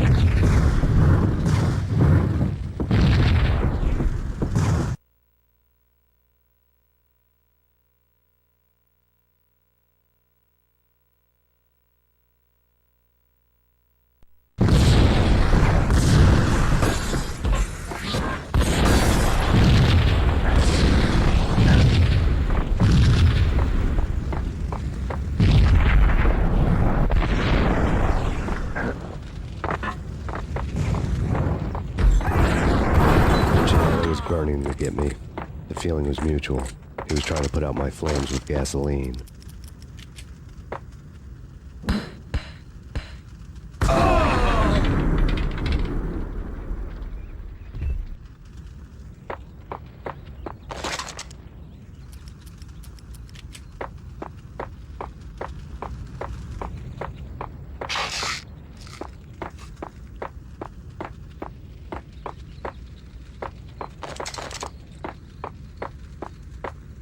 mobsters have been guarding a real treasure. The way out of this disco inferno.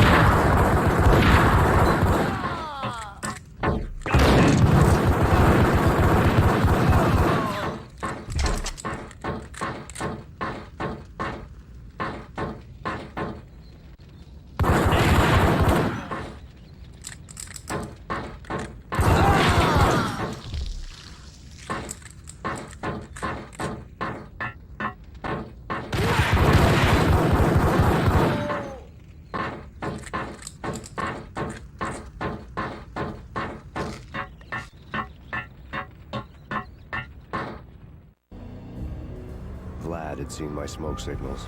The Mercedes was revving to go, almost drowning out the banshee wail of the sirens. You coming? We'll drop you off at the Punchinello Manor. Sounds good to me. When this is over, look me up. I could use a professional like you. I'll keep that in mind.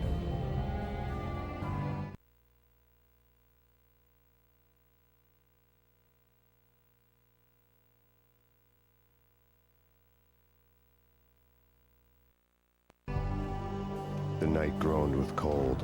The garden lights flickered nervously. In their light, the falling snow was dead white before the darkness ate it up. I had heard the stories. The trio were mad dogs.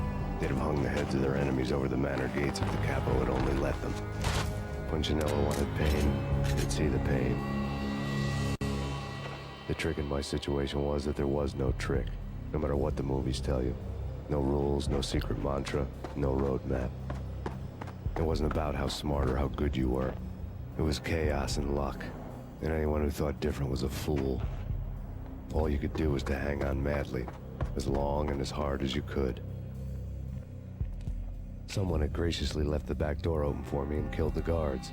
My money was on Mona. I knew the trio would be standing between me and Punchinello. I had read their rap sheets, thick as phone books. No one would be walking out of here alive. The numbing cold of the broken night had followed me in. Upstairs, the trio tangoed down the manor halls to the silent rhythm of their murderous hearts, the blood of their victims rust on their lips. Vince Mugnano, Pilot Providence, a.k.a. Big Brother, and Joe Deadpan Salem. The pistol was a frozen lump in my hand, piercing the skin, gnawing me to the bone.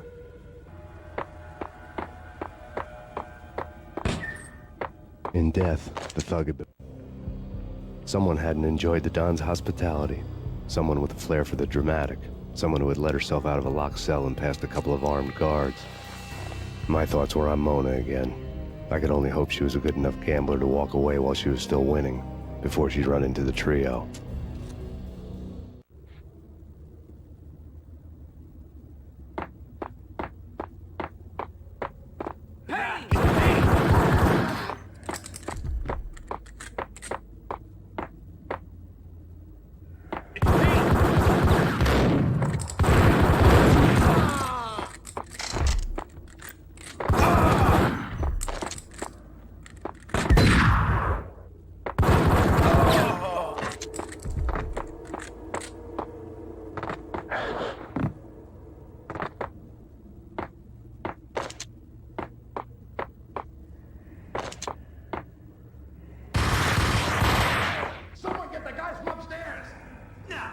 No one's going anyplace.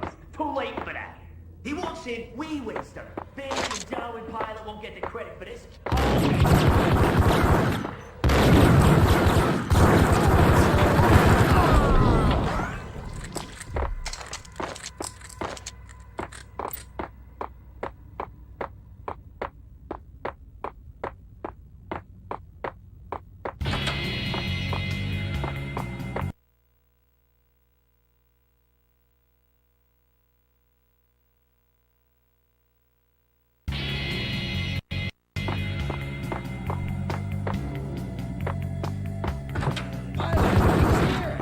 It didn't take me long to run into the trio.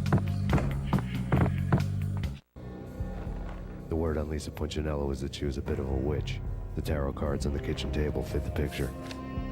They weren't my kind of cards, but I was willing to take a crack at the hand Mrs. Punchinello had dealt. The first card was the tower. Maybe that was supposed to be the manor. It got easy after that. The devil was the master of the house, and death was me. coming for him.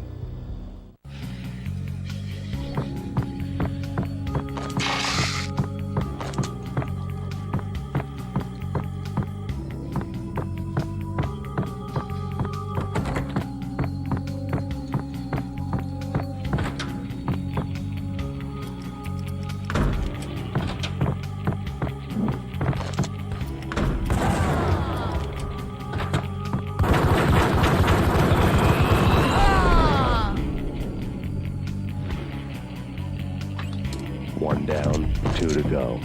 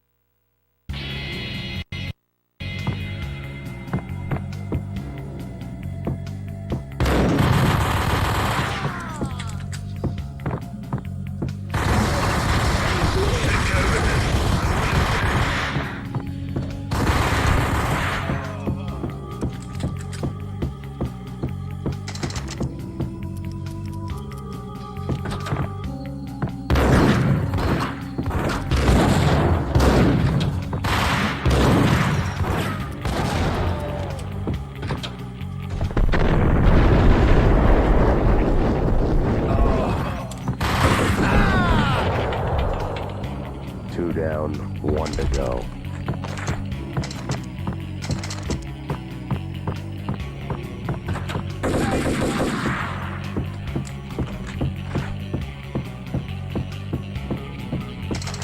No stopping him! This room doesn't stop anything coming.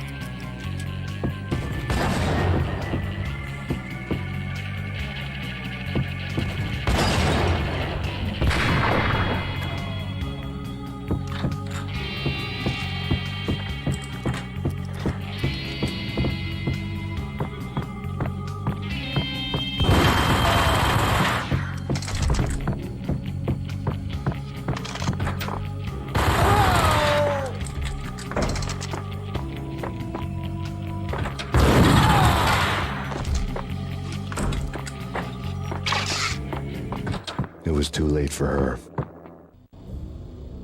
You're a real angel, Max. I couldn't tell whether it was Mona or her sister. The body was a mess. The sick bastard had really gotten a kick out of it. Seeing her lying there got me thinking about another woman's body on another bed. Got me thinking about a fallen cradle.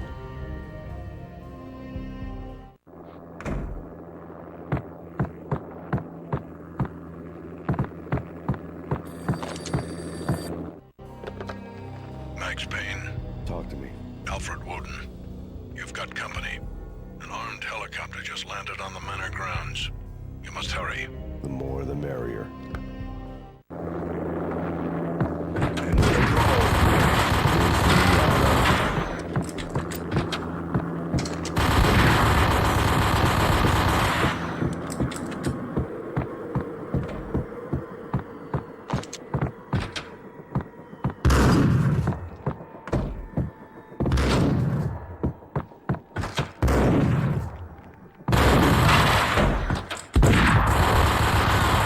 Punchinello's trio was done for.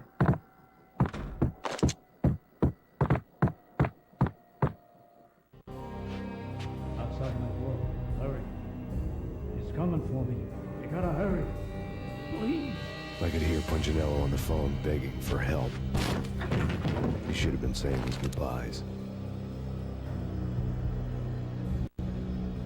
Punchinello was a pushover. The moment I stepped into the room, he folded like a deuce before a royal flush. No, wait. I was just doing what I was told. I couldn't refuse.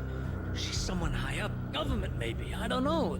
He was trying to buy more sand for his hourglass. I wasn't selling any.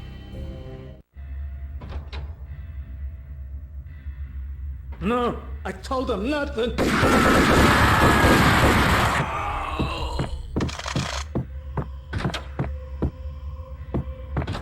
Drop it. Don't move. Game over, Max Payne. I could tell when I was outgunned. It was time to take another beating. The mystery witch was a real barracuda. Trouble on dagger heels, a smoking assault rifle in her hand, and an army of killer suits behind her. How sweet. I get to kill two birds with one stone. Sooner or later, it was going to catch up with you. Mr. Payne, it's time to show you the benefits of my brew. Be a good boy now. You'd find that Lady Luck was really a hooker. You were fresh out of cash.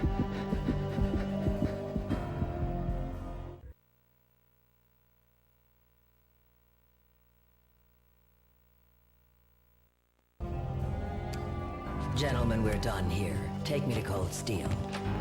She had just given me an OD of Valkyr. I could feel green fire eating my brains. They turned to steam. They did a fade on me. I'd never had a chance. The witch had got me just as sure as if she put a gun to my head and pulled the trigger. The shadows rushed me. Bruised mugshot faces hungry for revenge.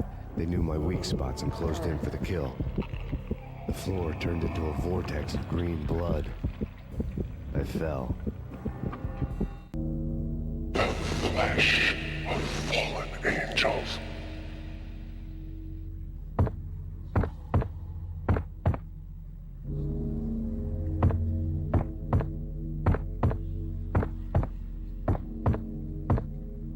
Who's there? Max? Max, is that you? Max? Where are you, Max? Please. No, please, Max, no. I'm sorry. Please, no, Max, no. No, please, God, no.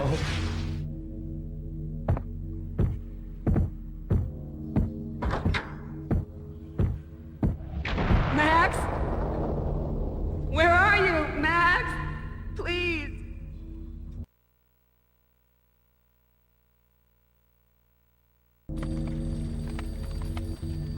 The letter was staring at me. There was something disturbingly familiar about the letter before me. The handwriting was all pretty curves. You're in a graphic novel. The truth split my skull open, a glaring green light washing the lies away. All of my past was just fragmented still shots, words hanging in the air like balloons. I was in a graphic novel. Funny as hell. It was the most horrible thing I could think of.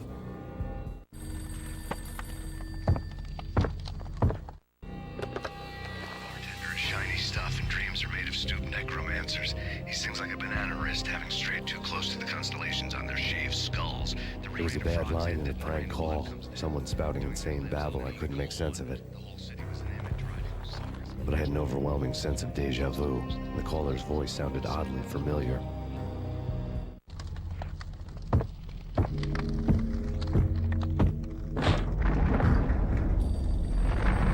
The weird piece of paper looked... There was something disturbingly familiar about the letter before me. The handwriting was all pretty curves. You're in a computer game, Max. The truth was a burning green crack through my brain, weapon statistics hanging in the air, glimpsed out of the corner of my eye, endless repetition of the act of shooting, time slowing down to show off my moves, the paranoid feel of someone controlling my every step. I was in a computer game. Funny as hell, it was the most horrible thing I could think of.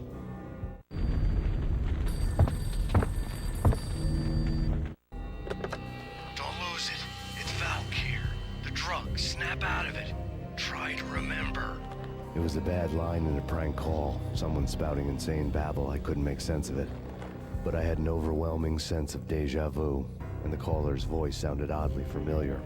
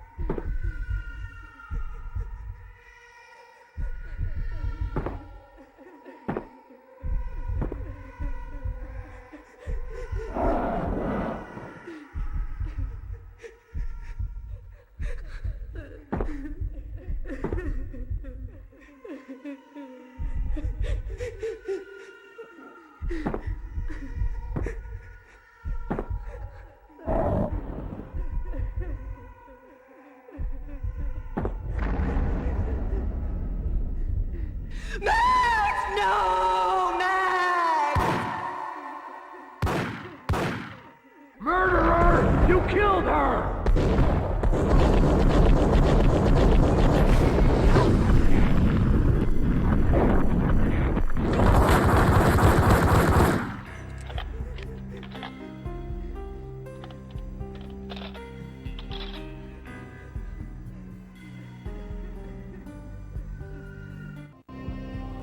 Max, something happened at the office today. A strange memo. Something about Vikings. Honey, I gotta run. You can tell me all about it this evening. Have a nice day, darling. The bullet holes were rubies on her chest, blood glowing on her ivory skin. She was so beautiful. The killer was smiling. The flesh of fallen angels.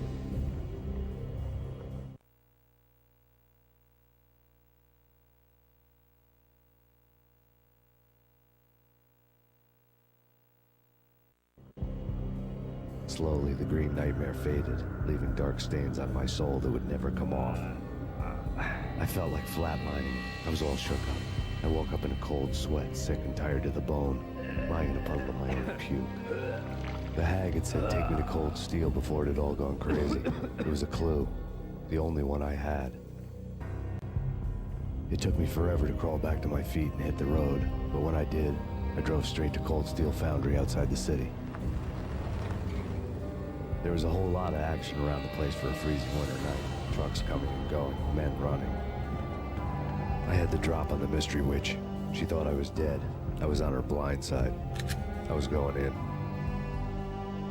The bad trip had put me in a crazy mood, adrenaline pumping through my aching veins. Staggering on the mill roof in ice and snow and wild wind, I was a ninja. My kung fu was strong. I wasn't hitting anybody. At best, I was Superman and Kryptonite about to fall through a skylight, down to where it was all going down. A half-abandoned industrial area in the middle of nowhere. The factory was a perfect front for any number of illegal activities.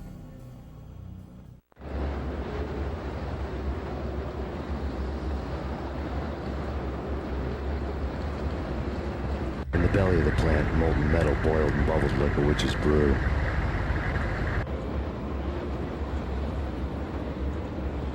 Casualty status?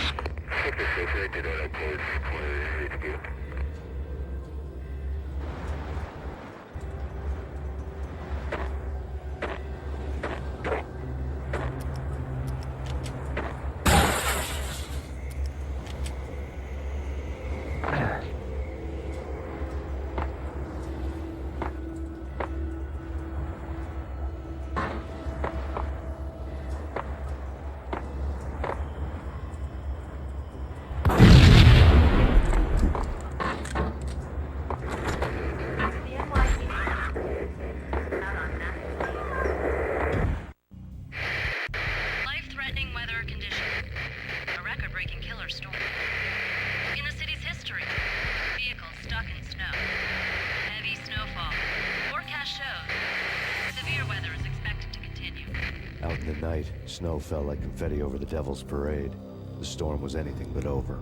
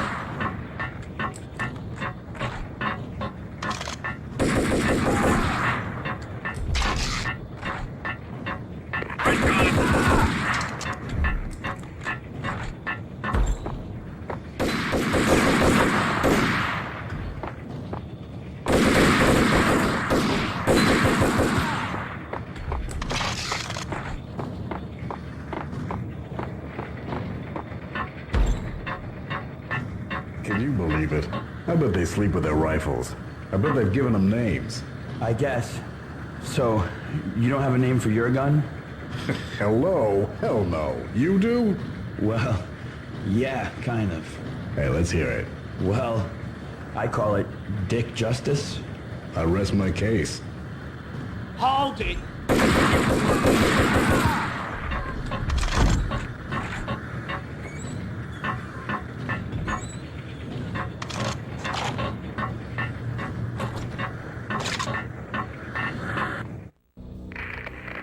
Perimeter breached. The facility has been compromised. Repeat, the Deep Six has been compromised. Initiate Operation Deadeye. The walkie-talkie military lingo could mean only one thing. They were getting ready to destroy the evidence and vanish into the night. I was so close. The hidden truths were just around the corner.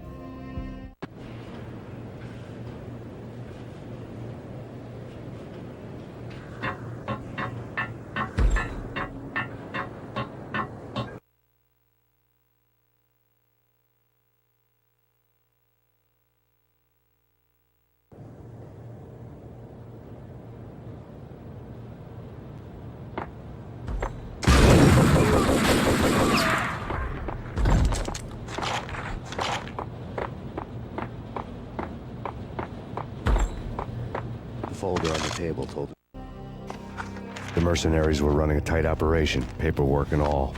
Merchandise missing again. A chemist had tried to smuggle it out for his own private party. Locked him up in cell B7 in D6's old test facility to wait for proper processing. I was close enough to hear the secrets, just beyond the next doorway.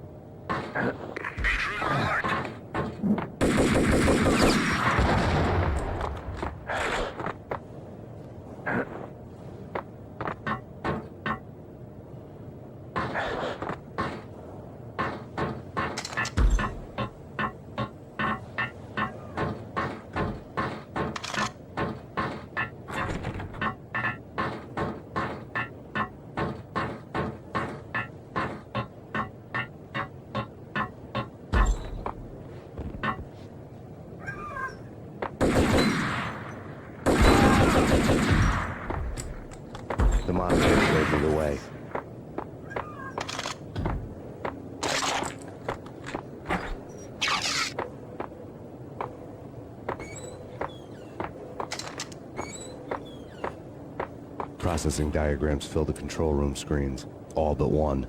An elevator titled D6 on one of the screens, somewhere onwards, past rows of ovens, in the core of the plant.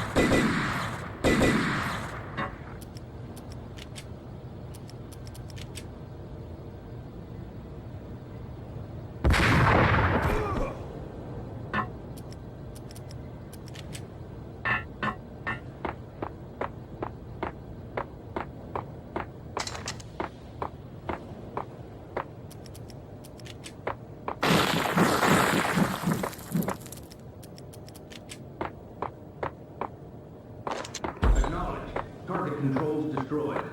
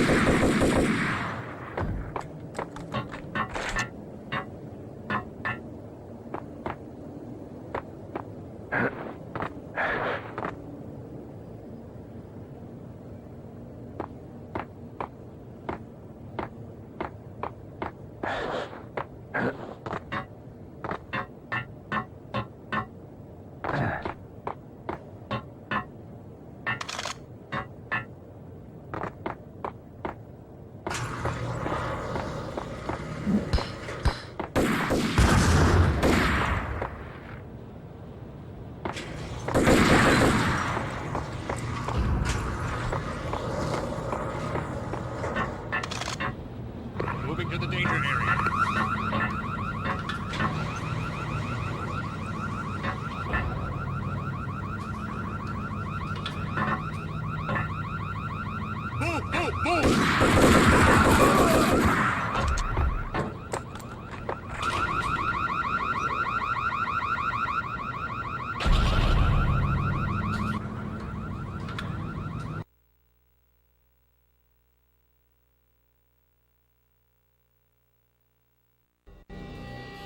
I had taken on the role of the mythic detective, Bogart as Marlowe, or as Sam Spade going after the Maltese Falcon to unravel all the mysteries.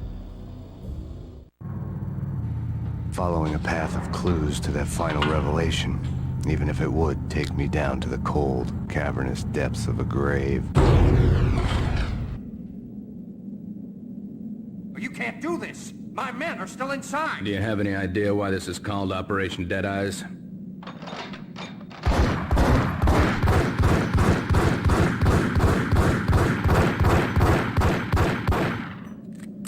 I think he's dead already. Let's do it.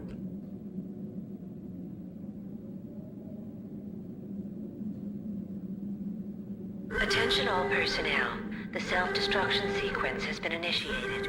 Evacuate the complex We've got company. The self-destruction sequence has been initiated.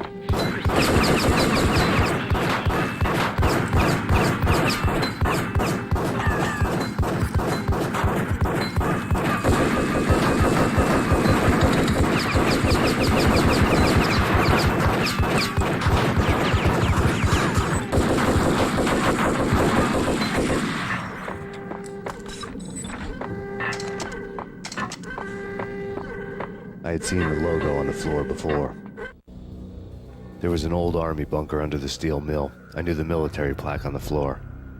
I had seen 1,000 variations of the insignia on crumbling brick walls everywhere in the city. The sword replaced by a syringe. Project Valhalla, V for Valkyr, V for Valhalla. All of a sudden it read like a crackpot conspiracy theory.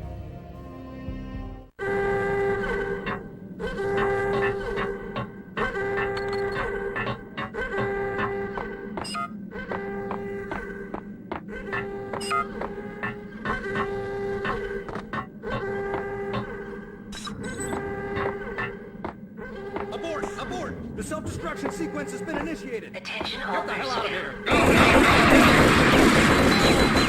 Proceed to the nearest exit immediately.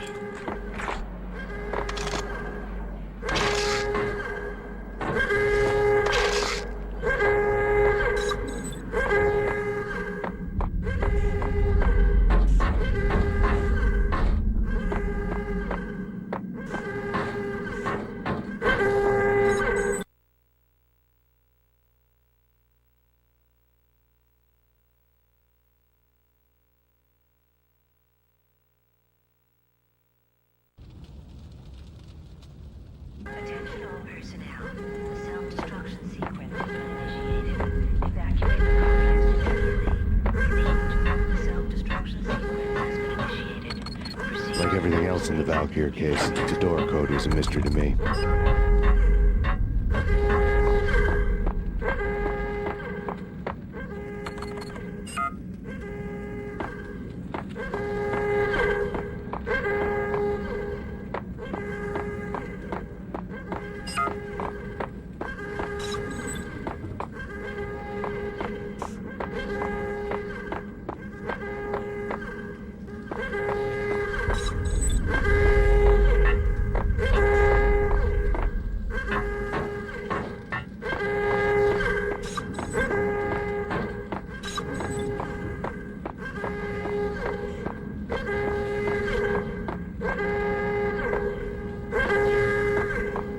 Attention all personnel. The self-destruction sequence has been initiated. Proceed to the nearest exit immediately.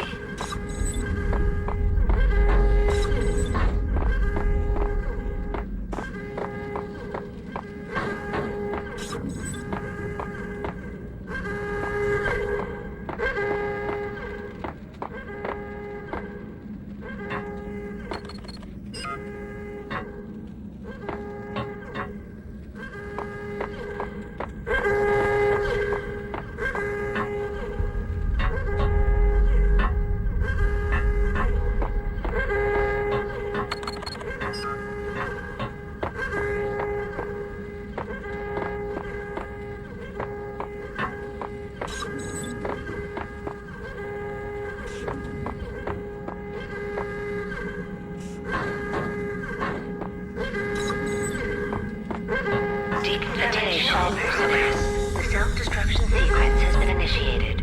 Proceed to Chemist the had been nearest using the exit. workstation when he died. The half-life of the lab rat had ended online, his password blinking on the screen. 665, the neighbor of the beast.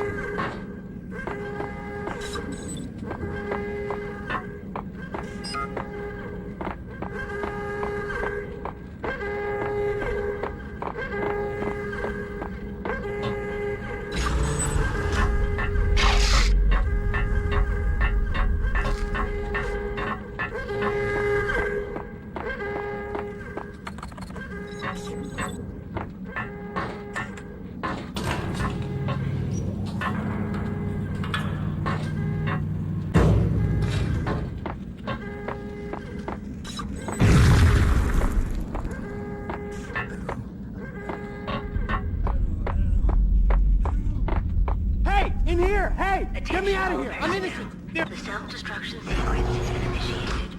Proceed to the nearest exit immediately. I thought I was gonna die in there for sure. I need you to get me through the decontamination chamber airlock. You're crazy! No way! The place is blowing up, for Christ's sakes! Either that or back to the cell. Your choice. Okay, I'll do it. I'll do it.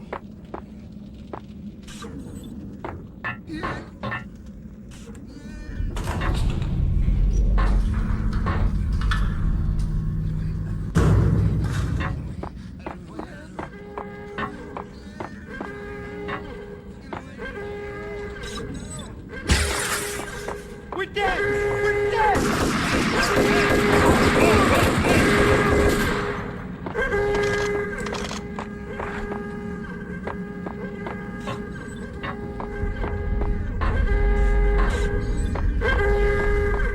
Get in! I'll punch you through. You did a bad thing. Bad. Attention decontamination. The self-destruction.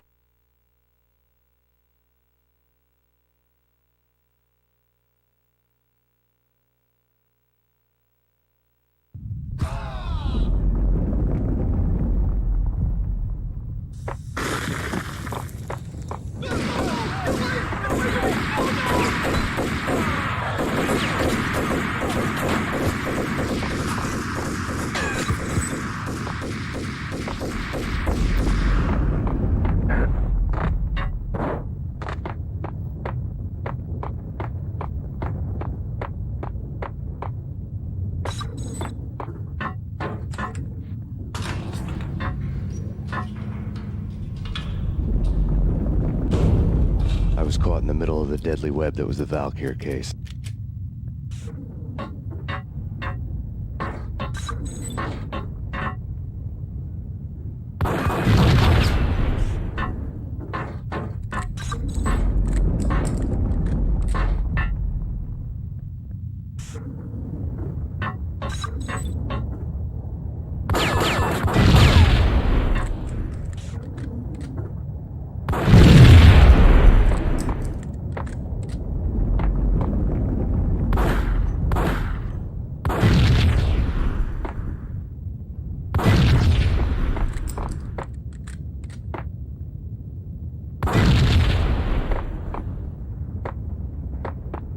One of the lab terminals had the project logo on the...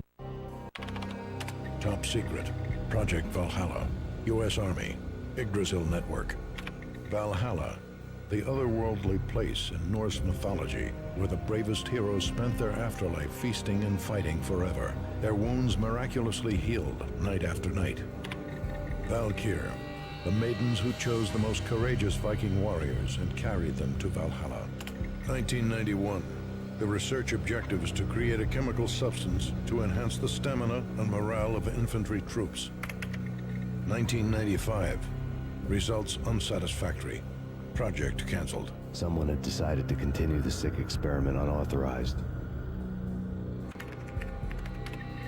Project compromised. Data leak.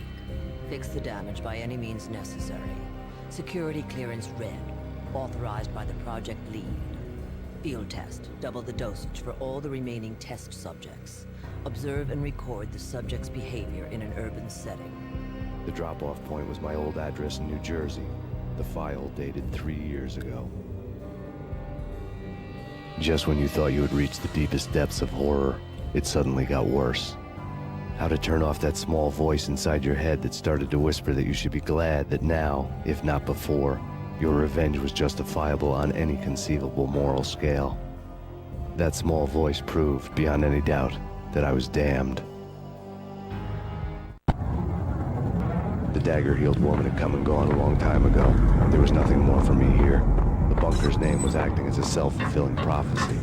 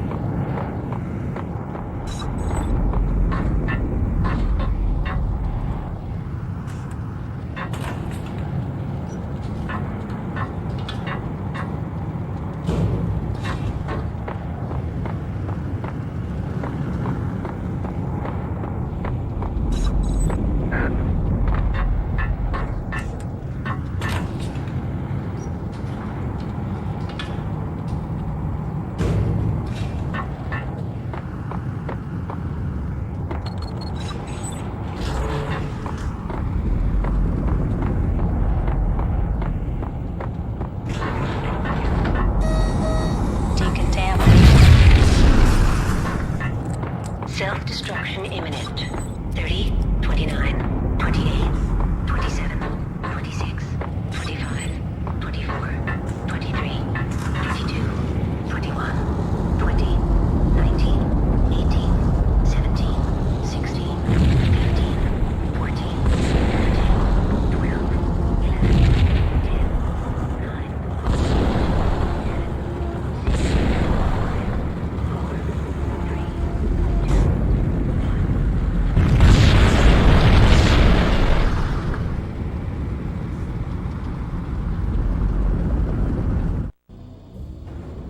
Piece together a jigsaw, and the final picture is you finishing that same puzzle. A mad, green-eyed killer standing behind you. An urban legend come true. The Project Valhalla test subjects had been the mad junkies who had murdered my loved ones. The rest was simple body count math. It all pointed to her. Ms. Valkyr. The factory went up in a fiery inferno behind me. All my leads were dead, turned to smoke and dust. I had lost my way. I hadn't slept in a million years.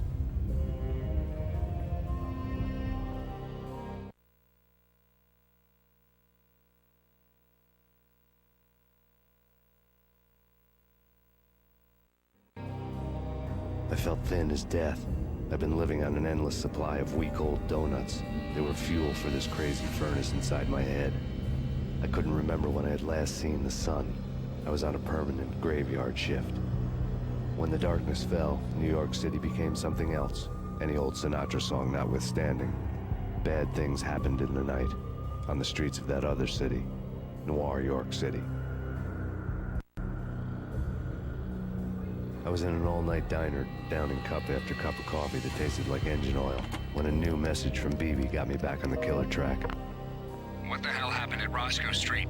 Maxie, I'm going out on a limb here. We need to talk this through, come up with a plan. 2:30 a.m., the Choir Communications Garage. The more I thought about Alex's murder and the frame-up, the more it felt like an inside job. I should have seen it coming. BB had sold me out, and now he wanted to finish what he'd started. The garage was dead. BB showed up in his tailor-made suit, gold watch, and cufflinks to match, all way beyond a cop's pay. Maxie. Oozing suave charm, he was guilty as hell. What the hell does BB stand for anyway? Backstabbing bastard? Come on, don't be like that. Have a cigar. I don't smoke. Maxie, you have no idea how big this is. It's huge. You have no idea. I think I do. You're a bribe-taking bent cop who sold out his partner. Those mobsters in the subway were a dead giveaway. Hard to miss. Bet it was exactly like this with Alex. Up close and personal.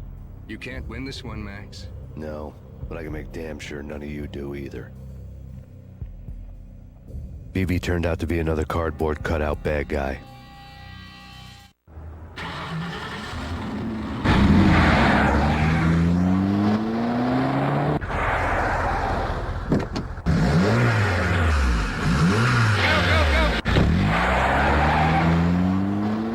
A bad cop on the take. A cowardly right-hand man fleeing from the scene, leaving his paid thugs to do his dirty work.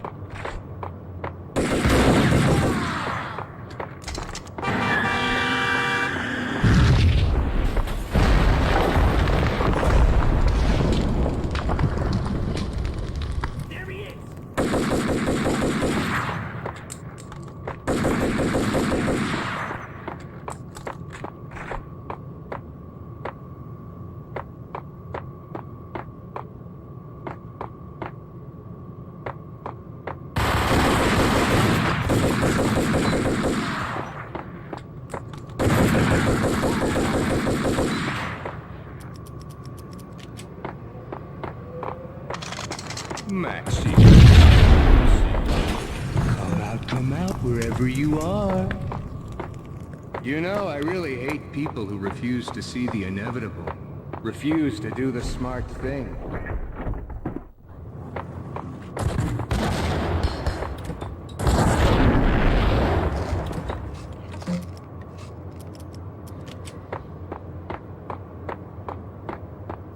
The payphone started to ring.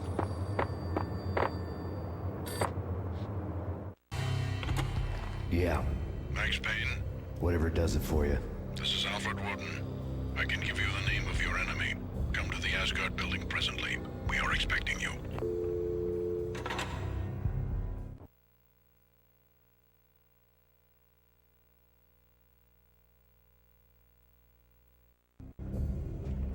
Woden was waiting for me on the steps of the old building.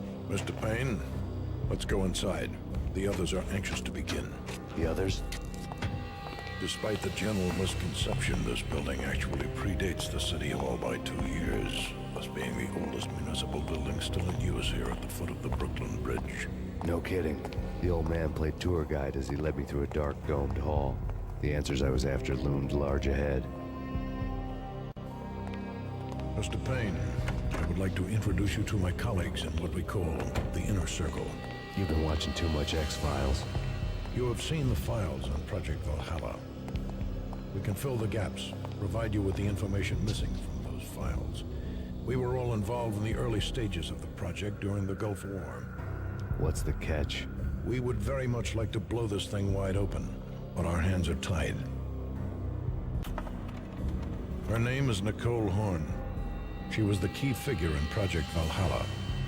When the funding was discontinued, she simply refused to quit. She knew exactly what she had in her hands.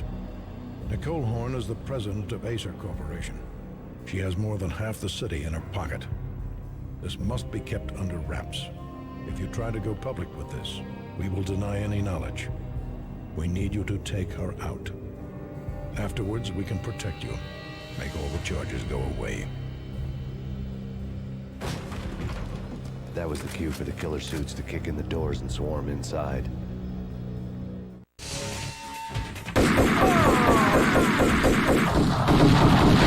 It was an impressive floor show, but I decided to leave early anyway. It was only a one-story film. Lucky me.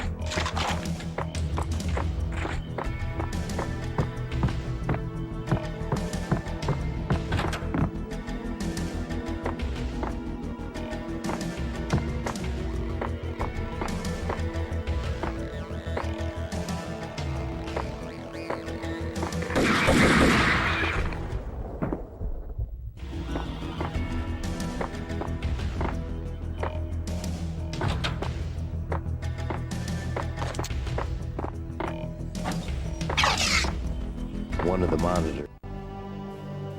On screen, the so-called corpse of Alfred Woden stood up, miraculously waking from his dirt nap, looking smug among his dead pals. In the land of the blind, the one-eyed man is king. I didn't know how he pulled it off, but it was a pretty slick way to get out of all his promises. Most of what he had said fit too well to be a load of crap. Cover me. I'm going in.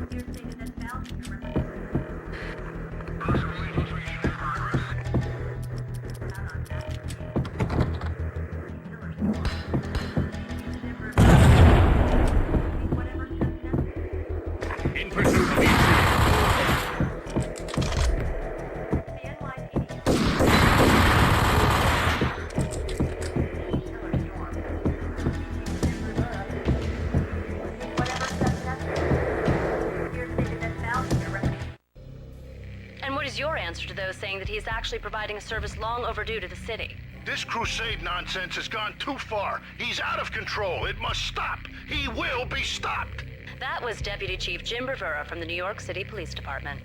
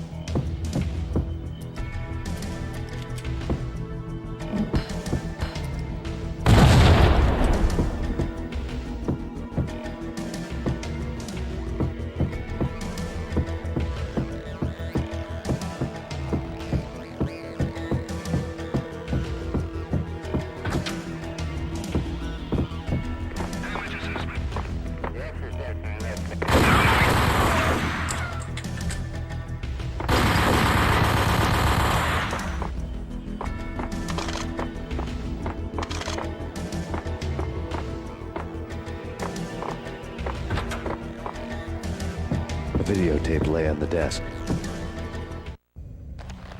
Nicole Horn had blackmailed the inner circle into silence. The tape came with a curt extortion note on a piece of expensive paper. I remembered Candy Dawn taping her clients in action on the side, selling the tapes to the highest bidder.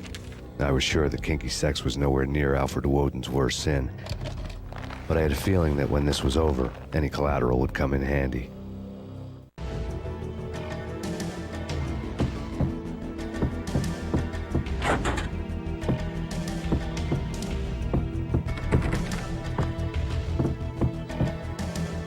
Woden had left me a present.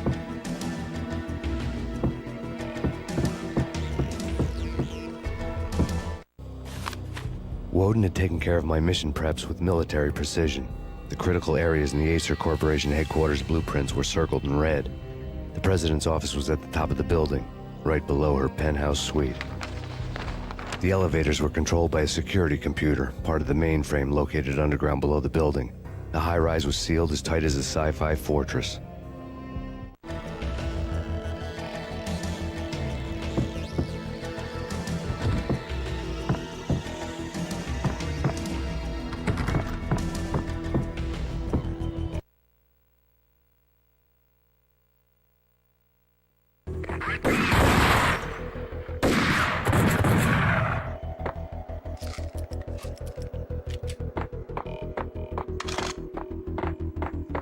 Search and destroy.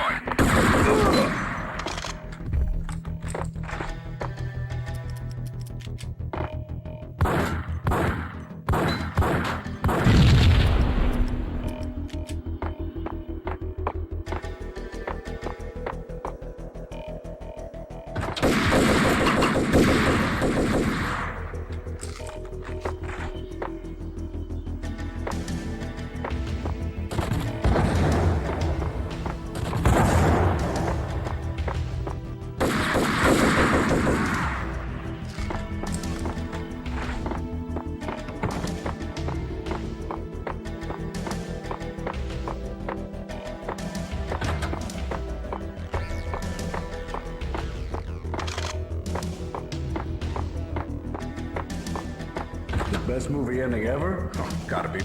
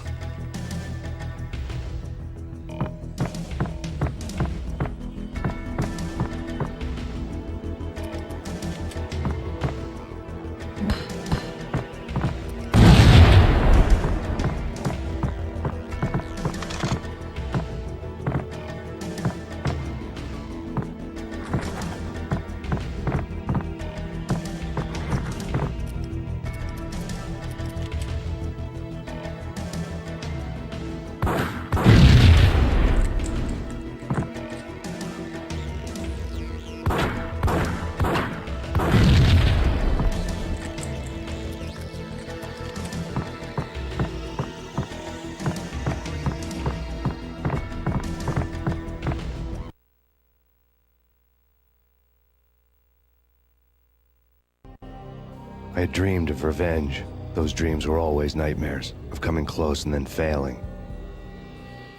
Now I was close. I had a name to guide me, Nicole Horn. I had nothing to lose. The Inner Circle had quite a track record.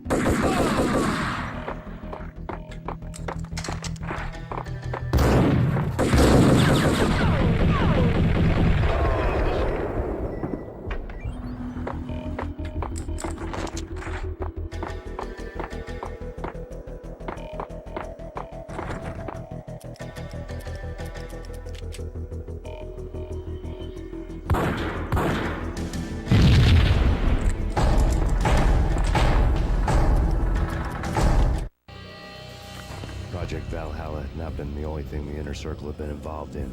There were rows of cabinets full of files. The Serpentine Secret Society went back a long way, always pulling strings from the shadows. I couldn't say I was sorry. Woden's move and some Byzantine power game had cut the Circle's membership roster to 1. The old man wanted me on cleanup duty. It was my mess, too.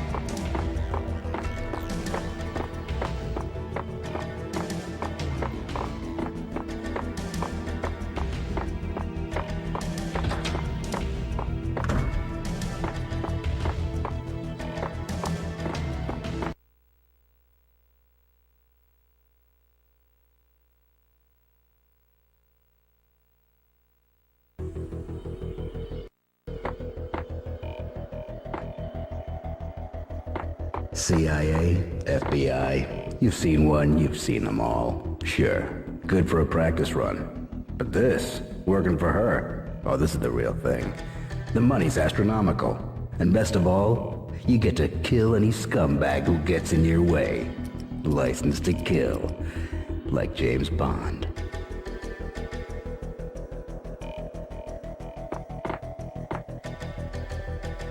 Target located.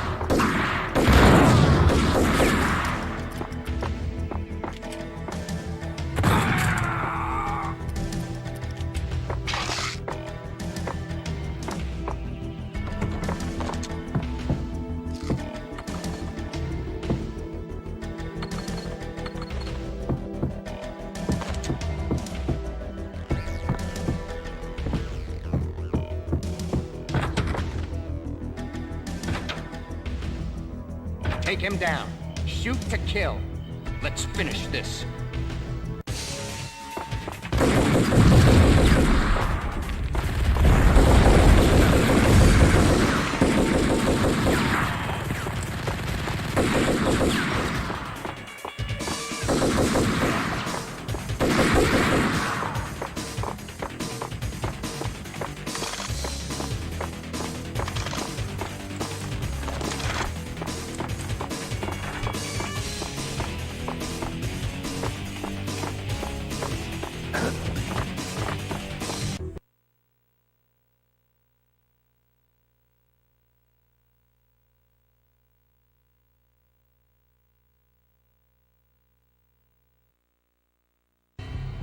Mine wasn't the most original approach to the problem.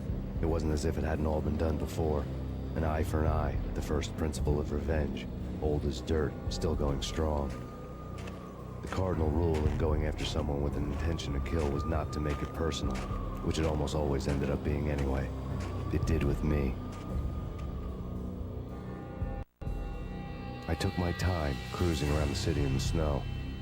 There was no hurry. I knew what I had to do now. I took my time, thinking about it, building up the rage.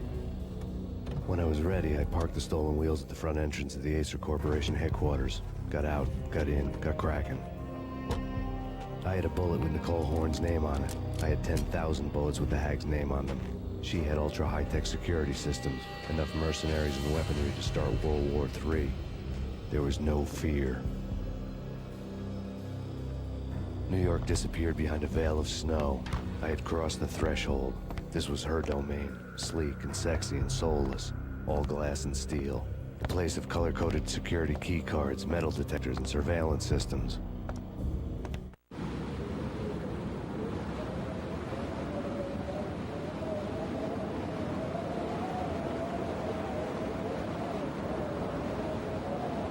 Colder than a walk-in fridge.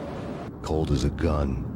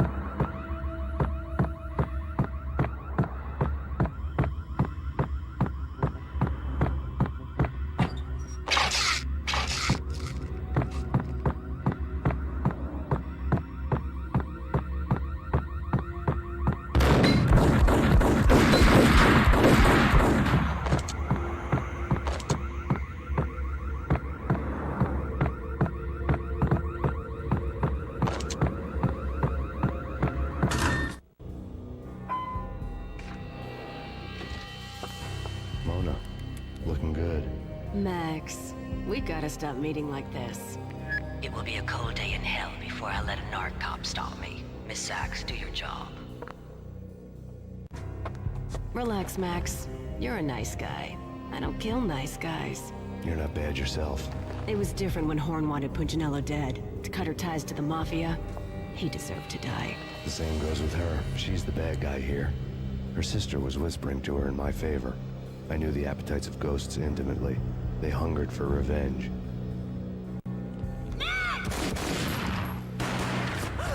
No! A gunshot boomed and she fell down in slow motion.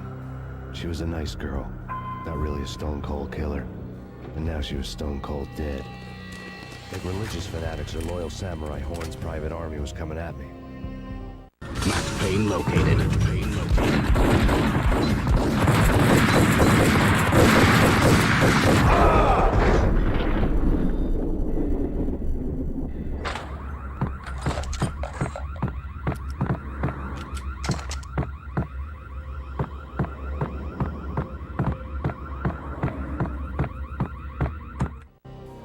When the elevator came back down, Mona was gone. There was a lot of blood, but no body. Something clicked for the final time. My mind had never been so clear, as if somewhere high above the storm clouds were already gone, cold stars blazing from the black skies.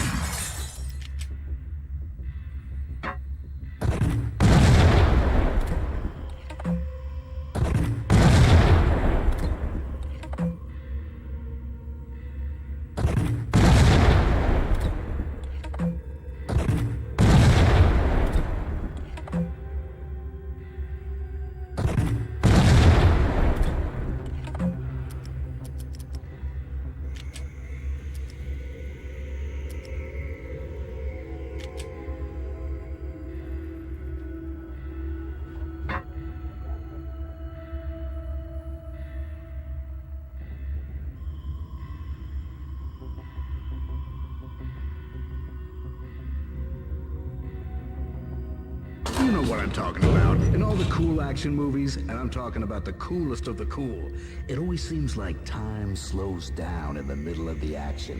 You know, you can see the bullets flying through the air, a hero dodging in slow motion. Oh man, it would be so cool to be able to do that. Bullet time, that's what they call it. Bullet time, yeah, would be so cool.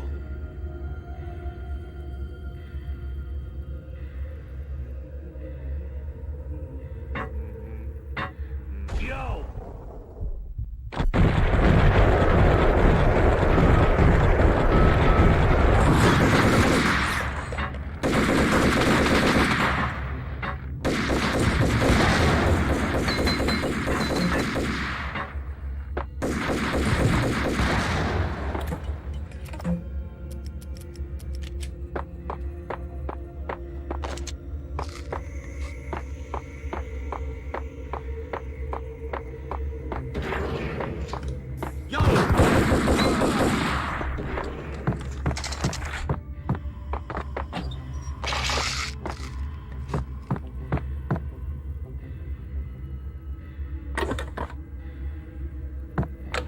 I had elevator access to the main floor. Grab the security box and get to her office.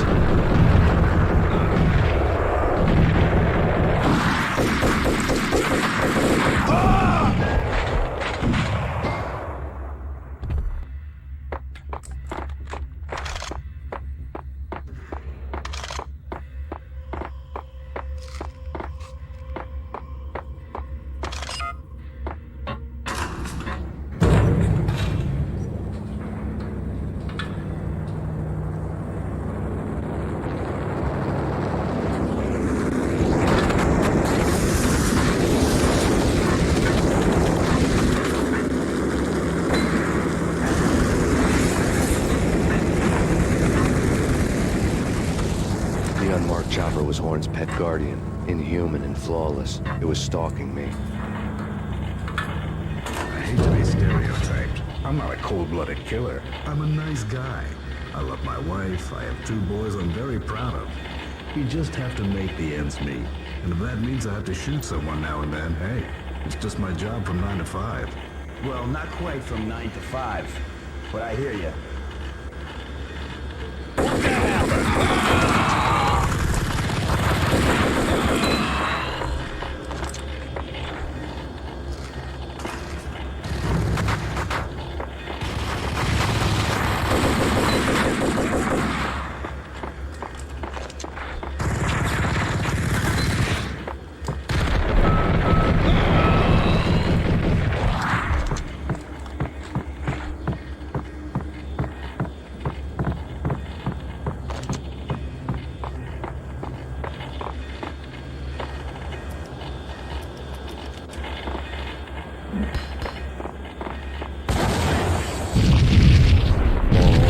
Were now offline. All bets were off. The elevator would take me all the way up.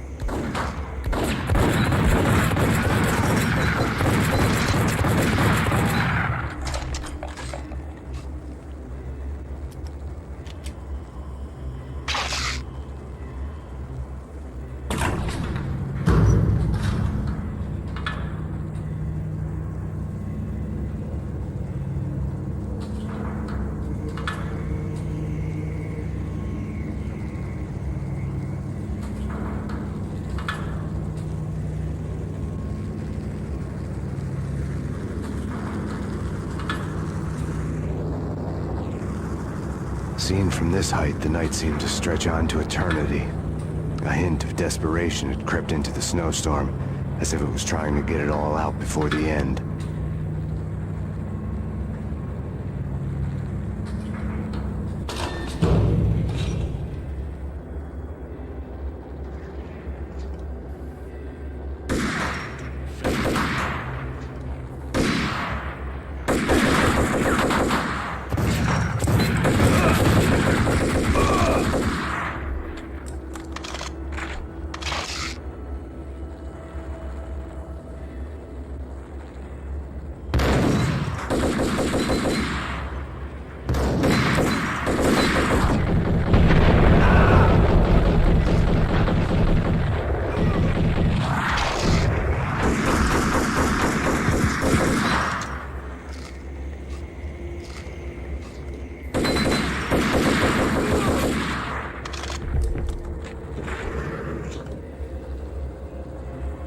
Horn's personal computer was on.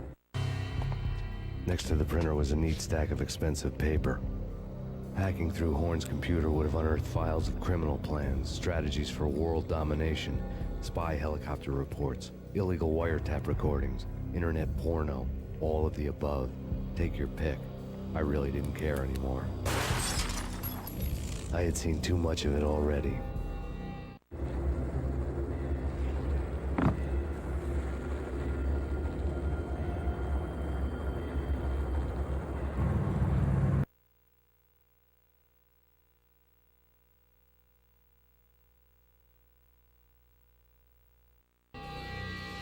Valkyr had been meant to be a white-winged maiden that would lift you to a warrior's heaven, but it turned out to be a one-way demon ride to hell.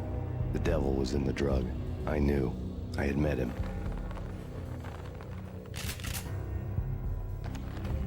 And now I was gonna kill her. The queen of the underworld who had tried to lift herself a bit closer to heaven with her drug money. No begging, no bribes. She knew better. Honor among killers. We who were about to die. Both of us knew how this would end, in pain and suffering. All this because your wife stuck her nose into things that were none of her business. The cops were coming to take me away. The sirens were like a bad conscience I couldn't shake. It's ridiculous you've made it this far. You won't be alive when they get here. Stop him!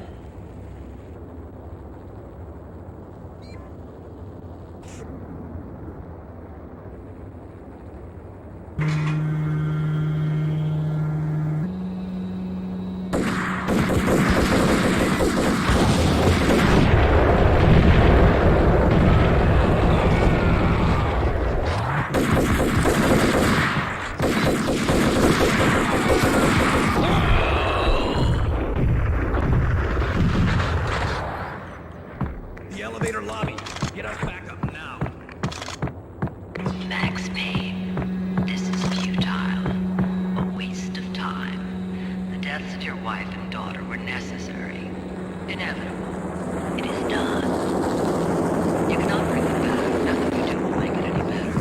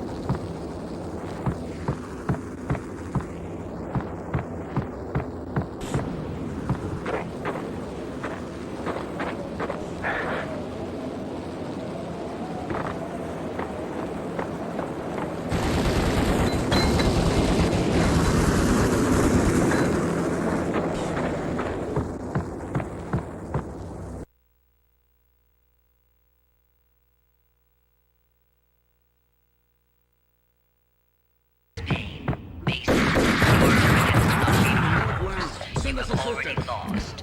You have. Only death will set you free from your pain. Accept it. Surrender. Give up.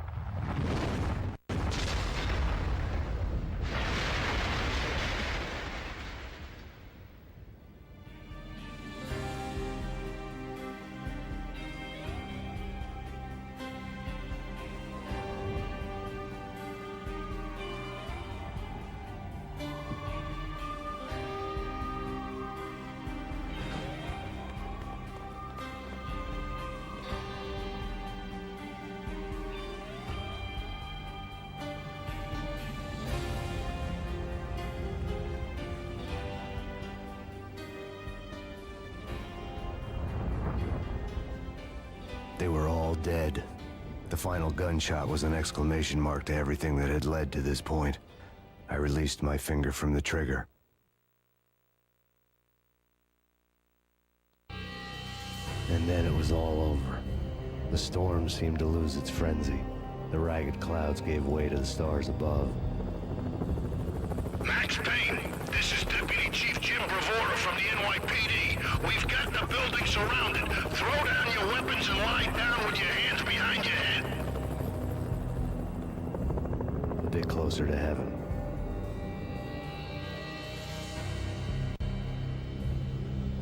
The cops' voices were distant and muted. Freeze! NYPD! Hold it right there! My ghosts released me from their haunting. Down below, New York City glittered like diamonds on black velvet. You gave us one hell of a ride. Take him down to Central Booking.